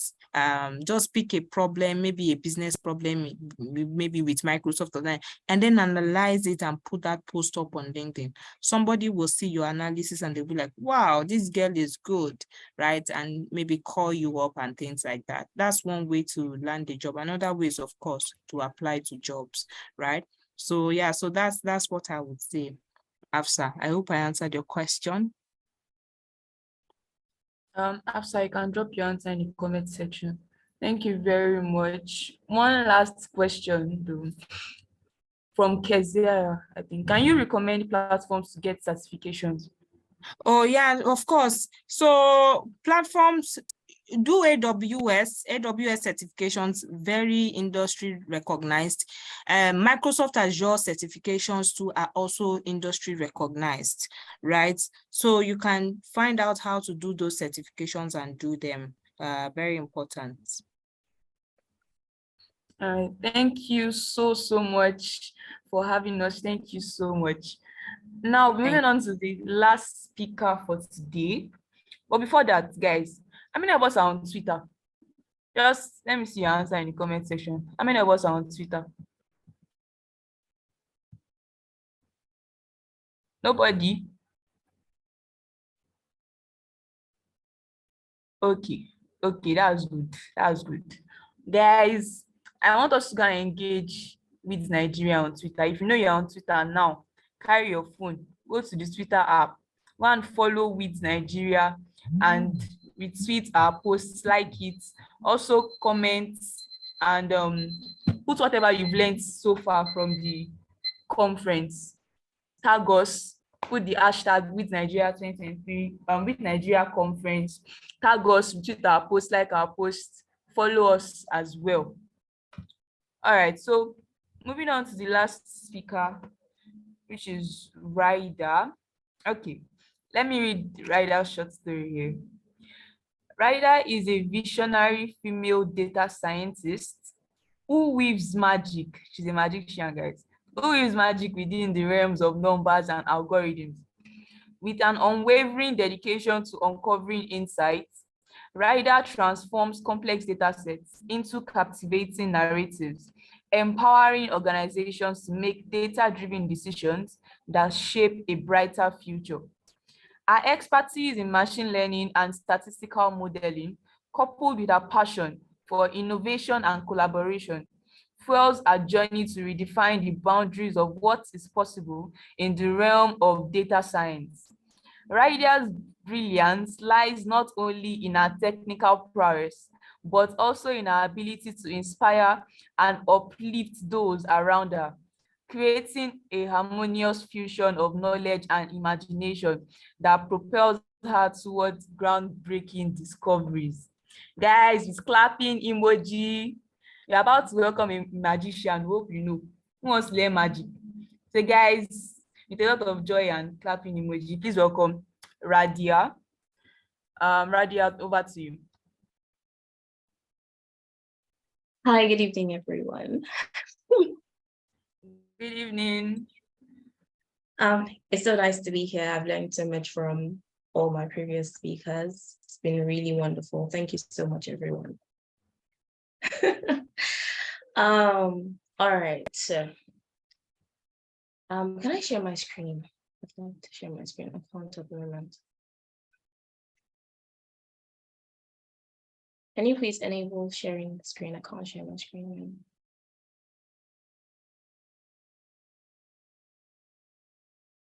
Okay, until the point where sharing of screen is enabled, let me start. So I'm going to be talking about the need for diversity and inclusivity in the Nigerian data science ecosystem. I'm sure we all know what data science is at this point. All the speakers have elaborated and taught us, in fact, what data science is. So we know that data science is one of the fastest growing careers in the world right now. In fact, at some point in the future, I won't be surprised if the blinking of our eyes. Hi, Raaidah. Sorry to interrupt. Oh yeah, hi. You can share your screen now, so Okay. people can engage. Okay. Sorry, yeah. Okay. Can you see my screen? Okay.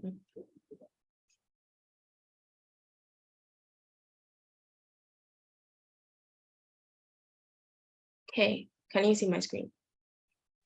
Yes, you can see your screen. Okay, perfect. All right. So I was saying that in the future, the blinking of our eyes could in fact be categorized as data that would be used to make informed decisions. Data is everywhere. You could be texting your friend on WhatsApp about this nice watch you saw, and the next thing you know, you're up on Google and you're seeing ads about it. You're on Instagram and your feed is filled with pictures of, the watch. That is how data works. We gather information to make decisions, to bring to you what you would like to see. Data science is a field that relies heavily on innovation, creativity, and problem-solving skills.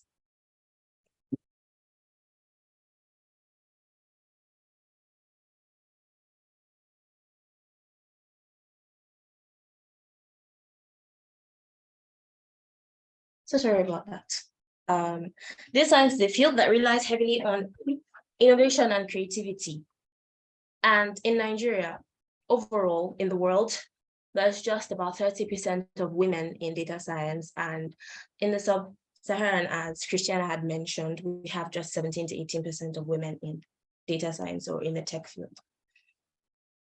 3% of the entire population of data scientists in the world, just 3% are women. This shows that diversity and inclusivity is not something that is being included in the ecosystem at the moment. So what exactly is diversity in the Nigerian ecosystem? When we say diversity in the Nigerian ecosystem, we mean that we want to have a team comprised of people from different backgrounds, different cultures, genders, different ages, different experiences. You know, we want to have a lady from maybe Uganda, from different parts of the world. You want to have someone with 13 years of experience and someone with just 1 year of experience. Without being biased, you want to have several different people from different walks of life in one team to create an environment where innovative ideas can be born. Meanwhile, for inclusivity, it means letting everyone have a seat at the table. Basically, that's what inclusivity is all about. So you've decided that you want to be diverse, you want to have different people from different walks of life in your ecosystem, in your workspace. How important do these people feel? How included in that environment they feel? How important? Do you still unconsciously give bias to, you know, maybe people from the lower class or people with just 1 year of experience? So in that workspace, for example, you'd be giving a person with 1 year of experience the mega tasks like taking notes during the meeting without giving them actual tasks that will make them feel involved. This is what inclusivity is about, making everyone feel involved. Now look at this. This is a picture of a market. I want you to imagine a market in your head. Mile 2 is a food market, for example. Now markets have women that settle stall problems. When 2 stall owners are fighting, there's always this market woman that is in charge. They call them Iyoloja. You have people that settle maybe parking, and most importantly, you have people that sell food. Rice is a really important food item. Imagine that a person does not sell rice in my 12 and there's not a single person that sells rice. There's no Iyoloja to settle problems. There's no one to handle parking. How is that market space going to be? It's going to be rowdy. It's going to be disorganized. It's just going to be a mess, right? But if we have those things, those people in place, the person that sells rice, the woman that settles problems, the person that, you know, organizes the parking and all of that, the market will be much, much more organized and will thrive better than the market that did not have all these things. The same thing can be applied to our workspaces. We need people that will handle several things, and we need to be diverse in the sense that we have people for different tasks. We do not give the work of someone to another person. From Opetunde's experience, she realized that you're better off being everything. She said that in her second slide, you know, you're better off being everything, data engineer, data scientist. But in my opinion, it ought not to be. But because we're in Nigeria and diversity is not a thing here, everybody, you know, once they get you, if you're working in a company, you would know, if you're working in a Nigerian company, you'd know that if on your job description, you were told that you're going to be a data scientist, when you get in, your job is not just to be a data scientist, which is not supposed to be. You should have a data scientist, data analyst, you should have diversity, you should have people for different things, you know, but Nigeria is Nigeria and, you know, everybody does another person's job. That's why we're usually overworked. We should start to implement diversity and inclusivity in our ecosystem.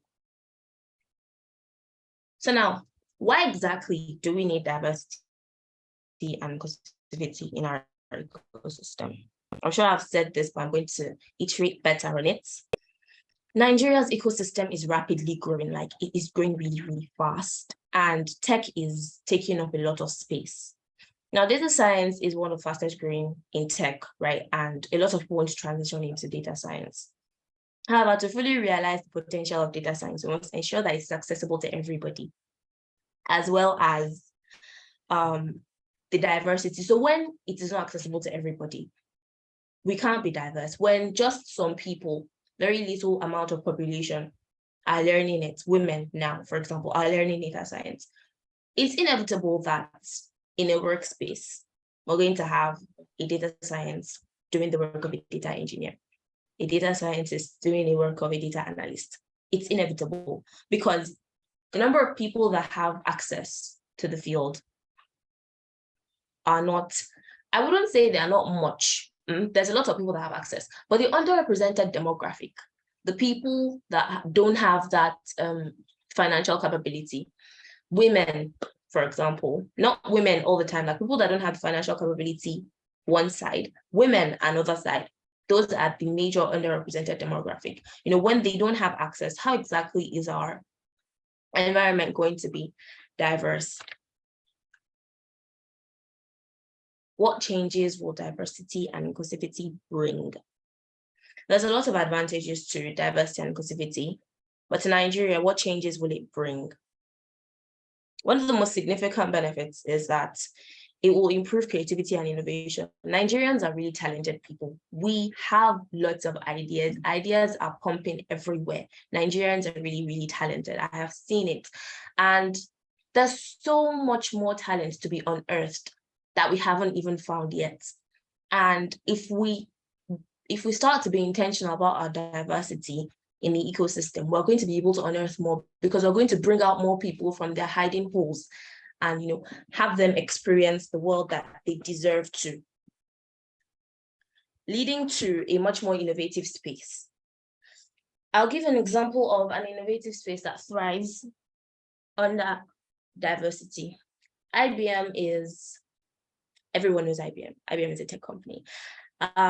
Something that the vice president of IBM, Seth, he said there was a time that he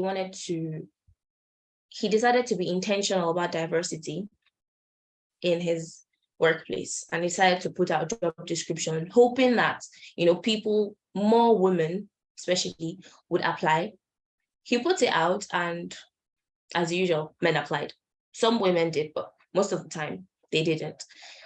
He was really bothered by this, so he discussed it with his wife that, I'm having this and this issue. What exactly do you think the problem is? And his wife said that she decided to see the job description, and she looked through the job description and she laughed. She said, you put this out and you expect that so many people are going to apply. Of course, the money would make people like jump into it, but it's not always about the money. By the time you see that the job description is asking you for 25 years of experience, the job description is asking you if you can travel immediately. While for women, that is a limitation. You can be a mother, you know, you have to take care of your children, moving your children from their school, a lot of things that you're considering, right?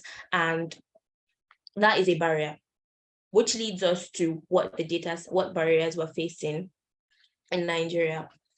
So, you know, his wife decided to tell him that, change this job description, reduce it, make it such that the target audience, like, make this job description solely for the people that you want.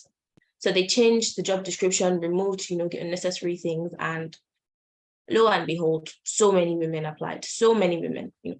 The job description was really short. I can't exactly remember what was on it, but it was really short and a lot of people applied. Eventually, he got a Latin woman for that position. And in his article, he mentioned that that was the first time a Latin woman would be able to take up that position. And starting from there, more and more women had come on board on the IBM platform. And that is, and he elaborated on the fact that if you advise that you read the article by Seth, vice president of IBM, article on diversity and inclusivity, you know, because he said that his ecosystem became a lot better. Ideas were flowing left and right. Women are really, really brilliant. No offense to men, you guys are brilliant. You know, women are really, really brilliant. They have lots and lots of ideas. And, you know, when they brainstorm, when they actually put their mind to it and they brainstorm, stuff is going to come out. Like, they're going to say stuff and they're going to be wowed. And, you know, the ecosystem thrived. And women have a kind of energy that they bring into the room. It just lights up the entire place and it makes it much more lively. Instead of having a working ecosystem where everything is just dull and it's all about work, work, work, you know, you have an environment where it's fun to work, where it's like interesting to be, right? And that's one of the benefits and of diversity. So another one of the barriers of diversity and inclusivity that we're facing in Nigeria is that a lot of people are not educated, mostly the underrepresented people, maybe people from rural areas. They do not have the education that they need to become fully become data scientists. Also, those that have the education decide not to go for it. What do I mean?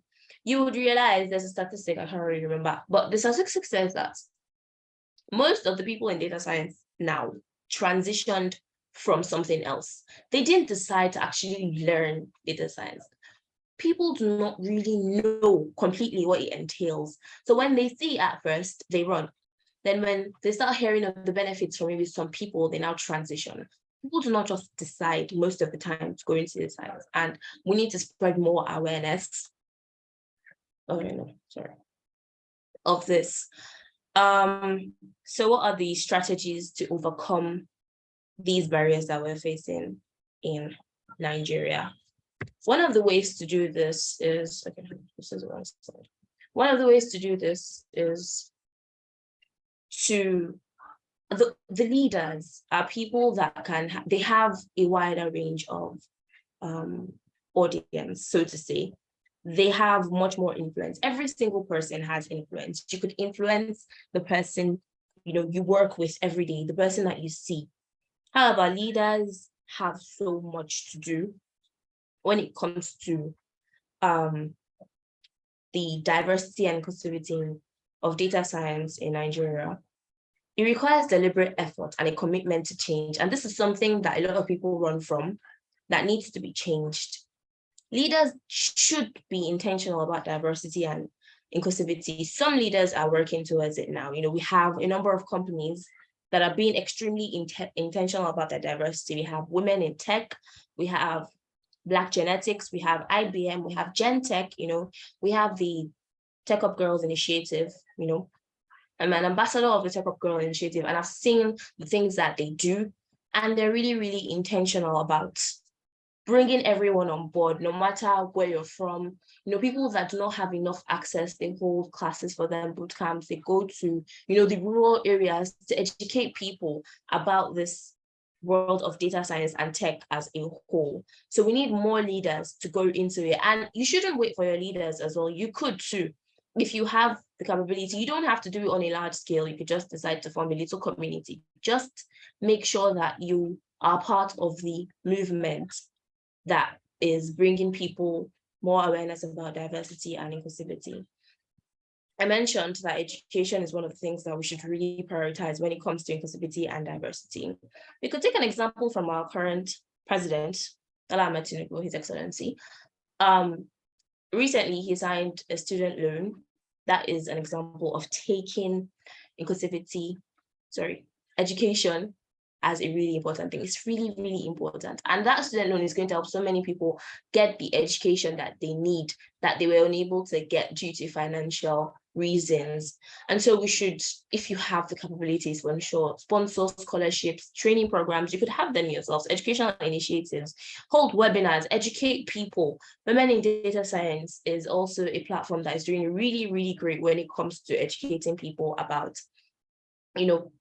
the world of data and being very inclusive by pulling more women into the world of tech. Mentorship is also a catalyst when it comes to data science, or the tech as a whole. Mentorship provides guidance, support, and inspiration to data scientists from underrepresented communities. There's a saying that no one knows the road to the market better than the seasoned trader. I don't know if you've ever heard of that, but if you haven't, there's another saying, follow who knows road. I'm sure you must have heard of that one. It means when you have someone that has gone through the entire experience, that pulls you through, is able to tell you, Toluwani mentioned mentorship. It's really, really important. When you have someone that's gone through the whole process and is able to tell you to skip this and skip that, as I was a victim of not having a mentor during my time when I was learning. I'm still learning. I'm currently a student at the university. I have graduated from several, but I plan to continue to apply at universities. Even if I graduate from this one, I'm going to apply at another one. I have to keep learning to keep increasing my scope, because the world of data science, as Opetunde has mentioned, is is really, really vast, and you have to keep updating yourself.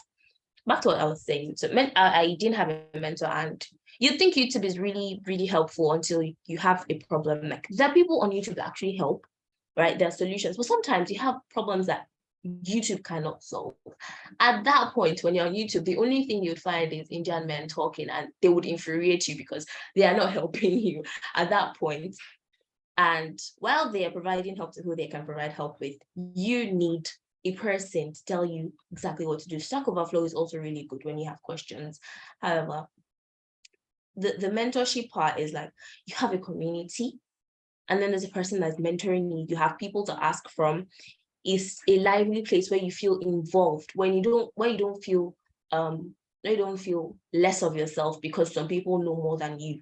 It's an included community, and you feel really, really important, and you learn as well. Mentorship is really, really important when it comes to diversity and inclusivity. Are you certain to imagine a Nigeria with more diverse? Because it's like jollof rice. It's like a pot of jollof rice. When you're cooking it, you need all the ingredients in that pot of jollof rice, and you put the ingredients in jollof rice, and you remove two important ingredients from that. The jollof rice will taste, well, good if you know how to cook, and if you don't, well, sorry. But if you know how to cook, the jollof rice will still taste good, but it won't bring out that that jollof rice that everybody knows.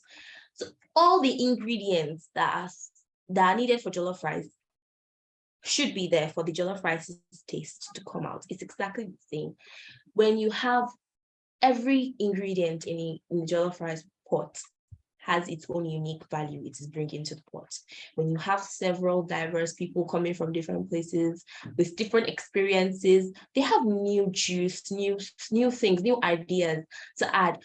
The world is a really diverse place. Nigeria is a diverse country, and you need to have diverse people to solve diverse problems.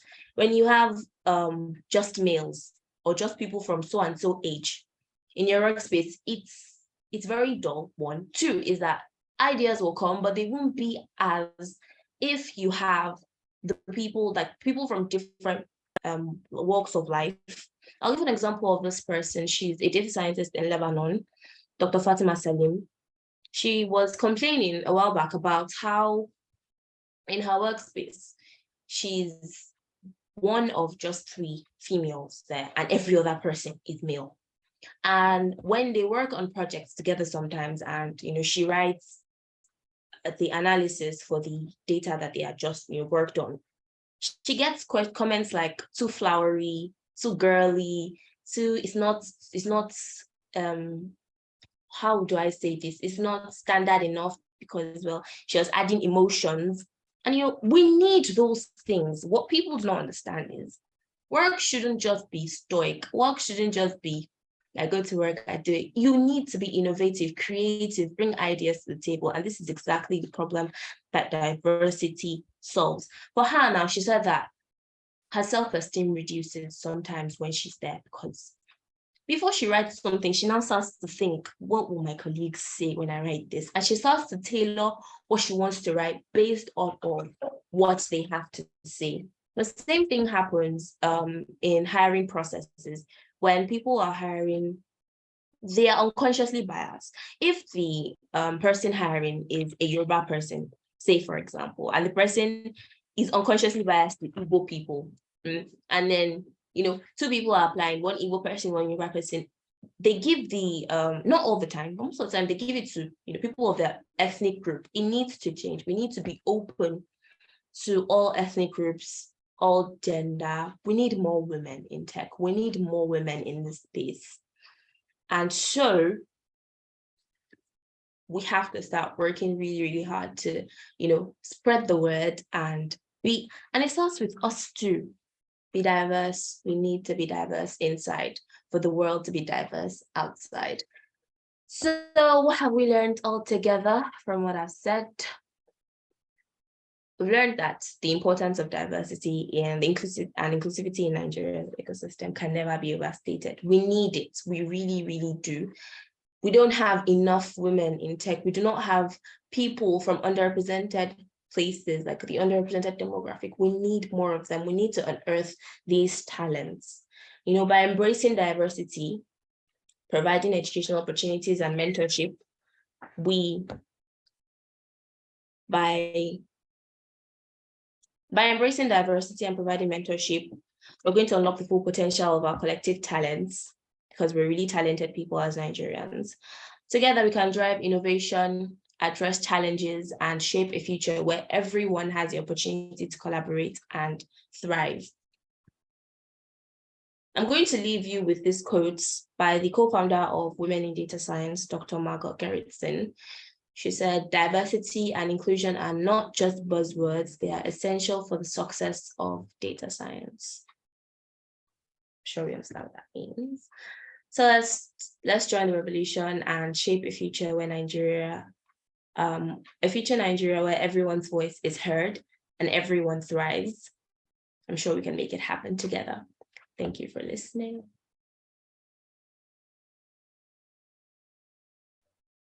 I'm open to questions if anyone has any questions. Thank you so much. You guys are doing well. I can see you clapping already. Please, if you have a question, drop it in the comment section so she can attend to it. If you have a question, please drop it in the comment section so she can attend to it. Yes, keep it coming, guys. I love this energy. All right. I can't see any questions. No questions. No questions. Thank you very much, Raaidah. Really appreciate you coming around to bless us. So, all right, since you guys don't have questions, I have questions for you because we still have gifts to share. Are you guys ready?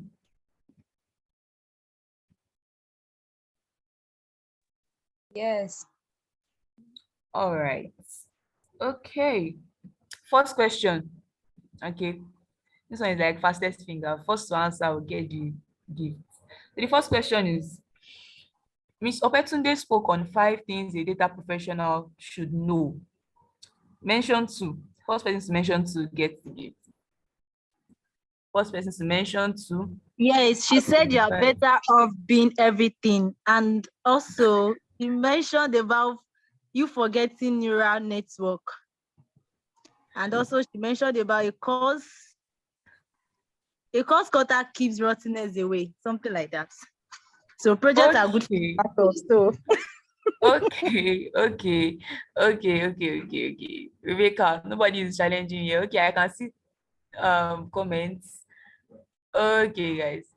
You know what? I think it's better if you guys send your answers as messages, so I'll be able to see who typed faster. Okay, so for this round, Rebecca has won. Then the next question, guys, make sure you type your answer. So Ms. Christiana told us the stories of some women who are doing well in the data field. Mention 2 of them, just their names. First person to mention 2. Okay, I can't see answers. We forgot Abi. It was the first session. I mean, you guys were not jotting. Nobody's answering. Okay, this person mentioned only 1. Okay. Chimamaka. Sorry, pardon if I cannot pronounce your name well. Yes, so you're the winner for this round. So that's 2 people. And then, yes, before Raaidah came on board, I told you guys to go on Twitter and follow us and like write what you learned from the conference. So the first 2 posts I see now, because I'm going to Twitter, the first 2 posts I see, those 2 people will get something. So if you've not done it, go and do it now. Go and post what you've learned, tag WiDS Nigeria, use hashtag WiDS Nigeria conference, WiDS NG. I'm going to see your post anyway. So go and do it now. You have like 1 minute. The first post I see, or rather the first 2 posts I see, The first two posts I see. If you're not on Twitter, I'm very, very sorry. If you're on Twitter, I'm waiting.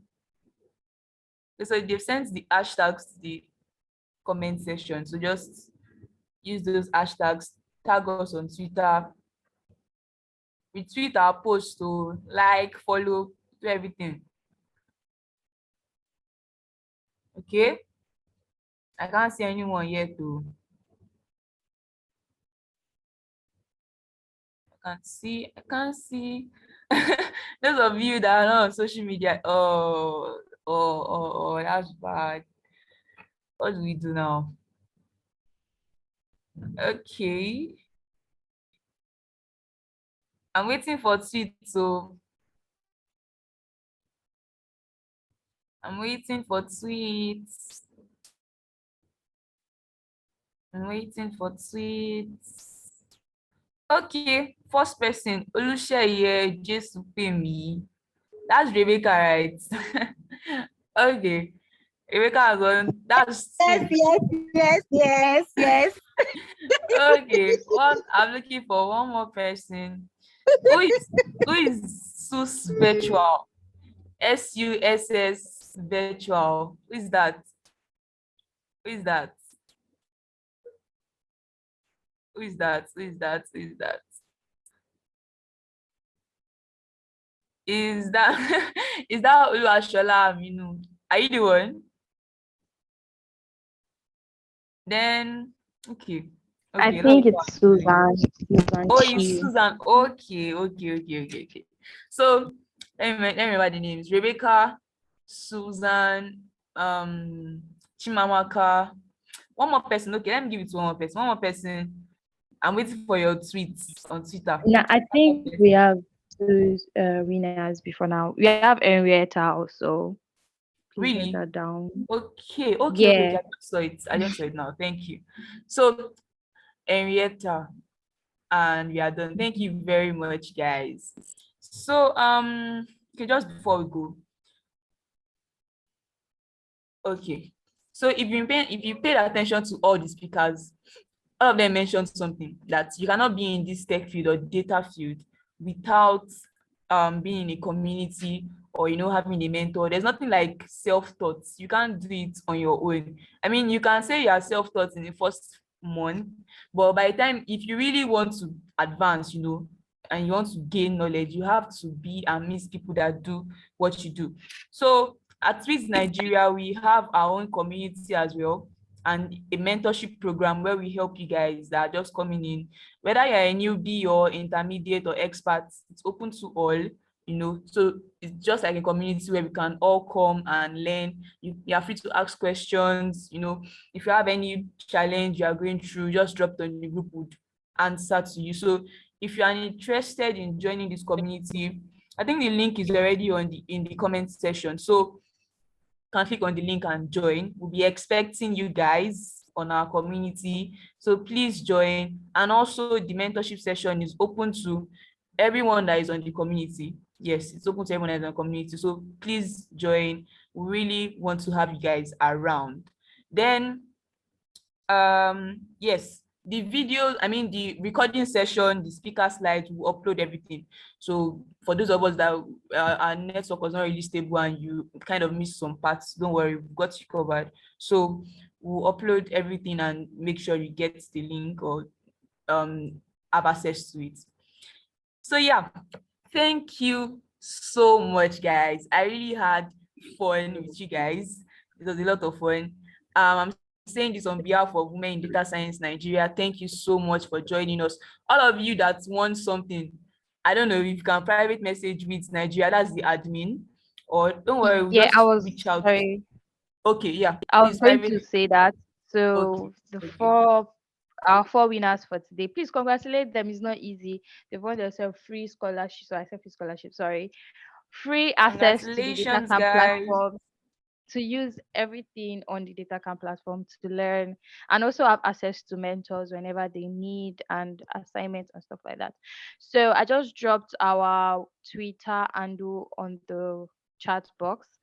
send us a DM with your email and WhatsApp phone number. We still need to know that you are committed, because we're not just giving you, you need to be committed. So if you want, just send us a DM. If you're not on Twitter, this is also our handle on Instagram. Just send us a DM. We have your information already. With you're gonna send your email and WhatsApp phone number. That's more about it. I was going to mention, please, guys, this all this is thanks to you, thanks to our speakers, thanks to all the organizers. So please, a standing ovation. Let the chat box be filled. If you can use the chat box, use the chat box. If you can use the reaction, please use the reaction. Let us give our appreciation to our esteemed speakers. They've done great. They've done well. Please, come on, blow it up now. Let's show our appreciation.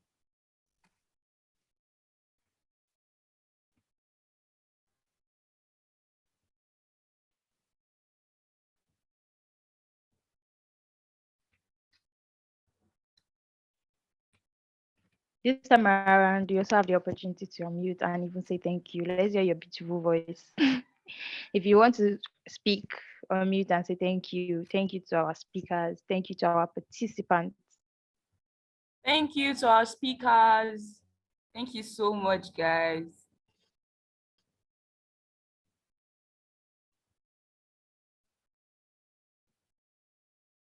Okay, that's awesome.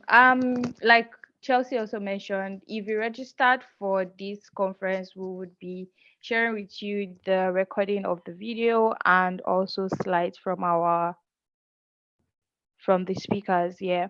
So don't forget to connect with them. Connect with us also on LinkedIn and all our social media platforms. Connect with our speakers Thank also you, on everyone. LinkedIn. Thank you. Thank Connect with you. Thank them. you, Ask them Toluwani, questions. for sharing the link on your WhatsApp status. Thank you. God bless you. Yeah. I love you. Thank you. Thank you to our guest speakers. You are awesome. Thank you. Wow. Thank you. That's so much love. That's awesome. So don't forget to also join the WhatsApp community. If you don't have it, you can always send us a DM on Twitter or Instagram. We'll send you the link. Join our group, join the community for more conferences coming up, mentorship programs, and all. Chelsea, do you have any other things to say before we call it a day? No, that's all from my side. Okay, so that is all now. Yeah. Thank you, guys. So sorry, can I mention that someone asked the question that can you hear me? Yeah, sure. Please go on. Okay. So I forgot to mention, someone asked the question that is there anyone from the speakers that mentors people? Yes, I do. I mentor people, young people that are just coming up, and are having issues in their data science or a community called Logic Lane. It's a closed community, but yep, we're accepting new people. So yeah, I just wanted to mention that. Thank you, Raaidah, for that. Thanks for showing your participation and also your learning. And so, if you can drop your LinkedIn, a link to your LinkedIn profile. I think some people ask for that in the chat to make it easy for them to reach out to you, or however you feel is easier to reach out to you. That would be awesome, also. Oh yeah, before I forget, if you can turn on your video, please turn on your video. Let's take a quick selfie. Let's take even though this is virtual, I mean we still have to make the best of it. So if you can turn on your cameras and say women in data science while we take a quick picture. So 2 minutes, freshen up, look good, and turn on your cameras. Let's do this. Yeah, nice. From wherever you're joining. If you want to go and use powder, go and use your powder now. Oh, also, I see beautiful smiles. Beautiful smiles, please. Yeah, turn on your video if you can, and let's do this. We are waiting.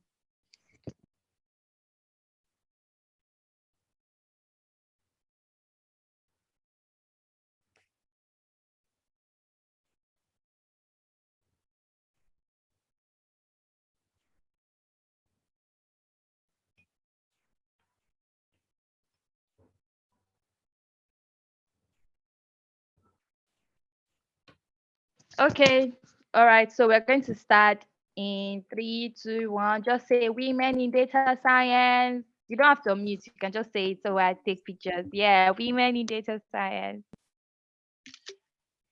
Awesome. Beautiful faces, beautiful smiles. Thank you guys. Don't forget to join the WhatsApp community so we don't end it here. We keep on. It keeps the communication keeps on going. Thank you so much for being here. You yourself deserve all the accolades. Thank you guys. See you next year for our 2024 conference. But before then, we still have a lot for you in stock. So don't forget to join us on WhatsApp or DM us on our social media page. Over to you, Chelsea. I don't know if you have any other information to give.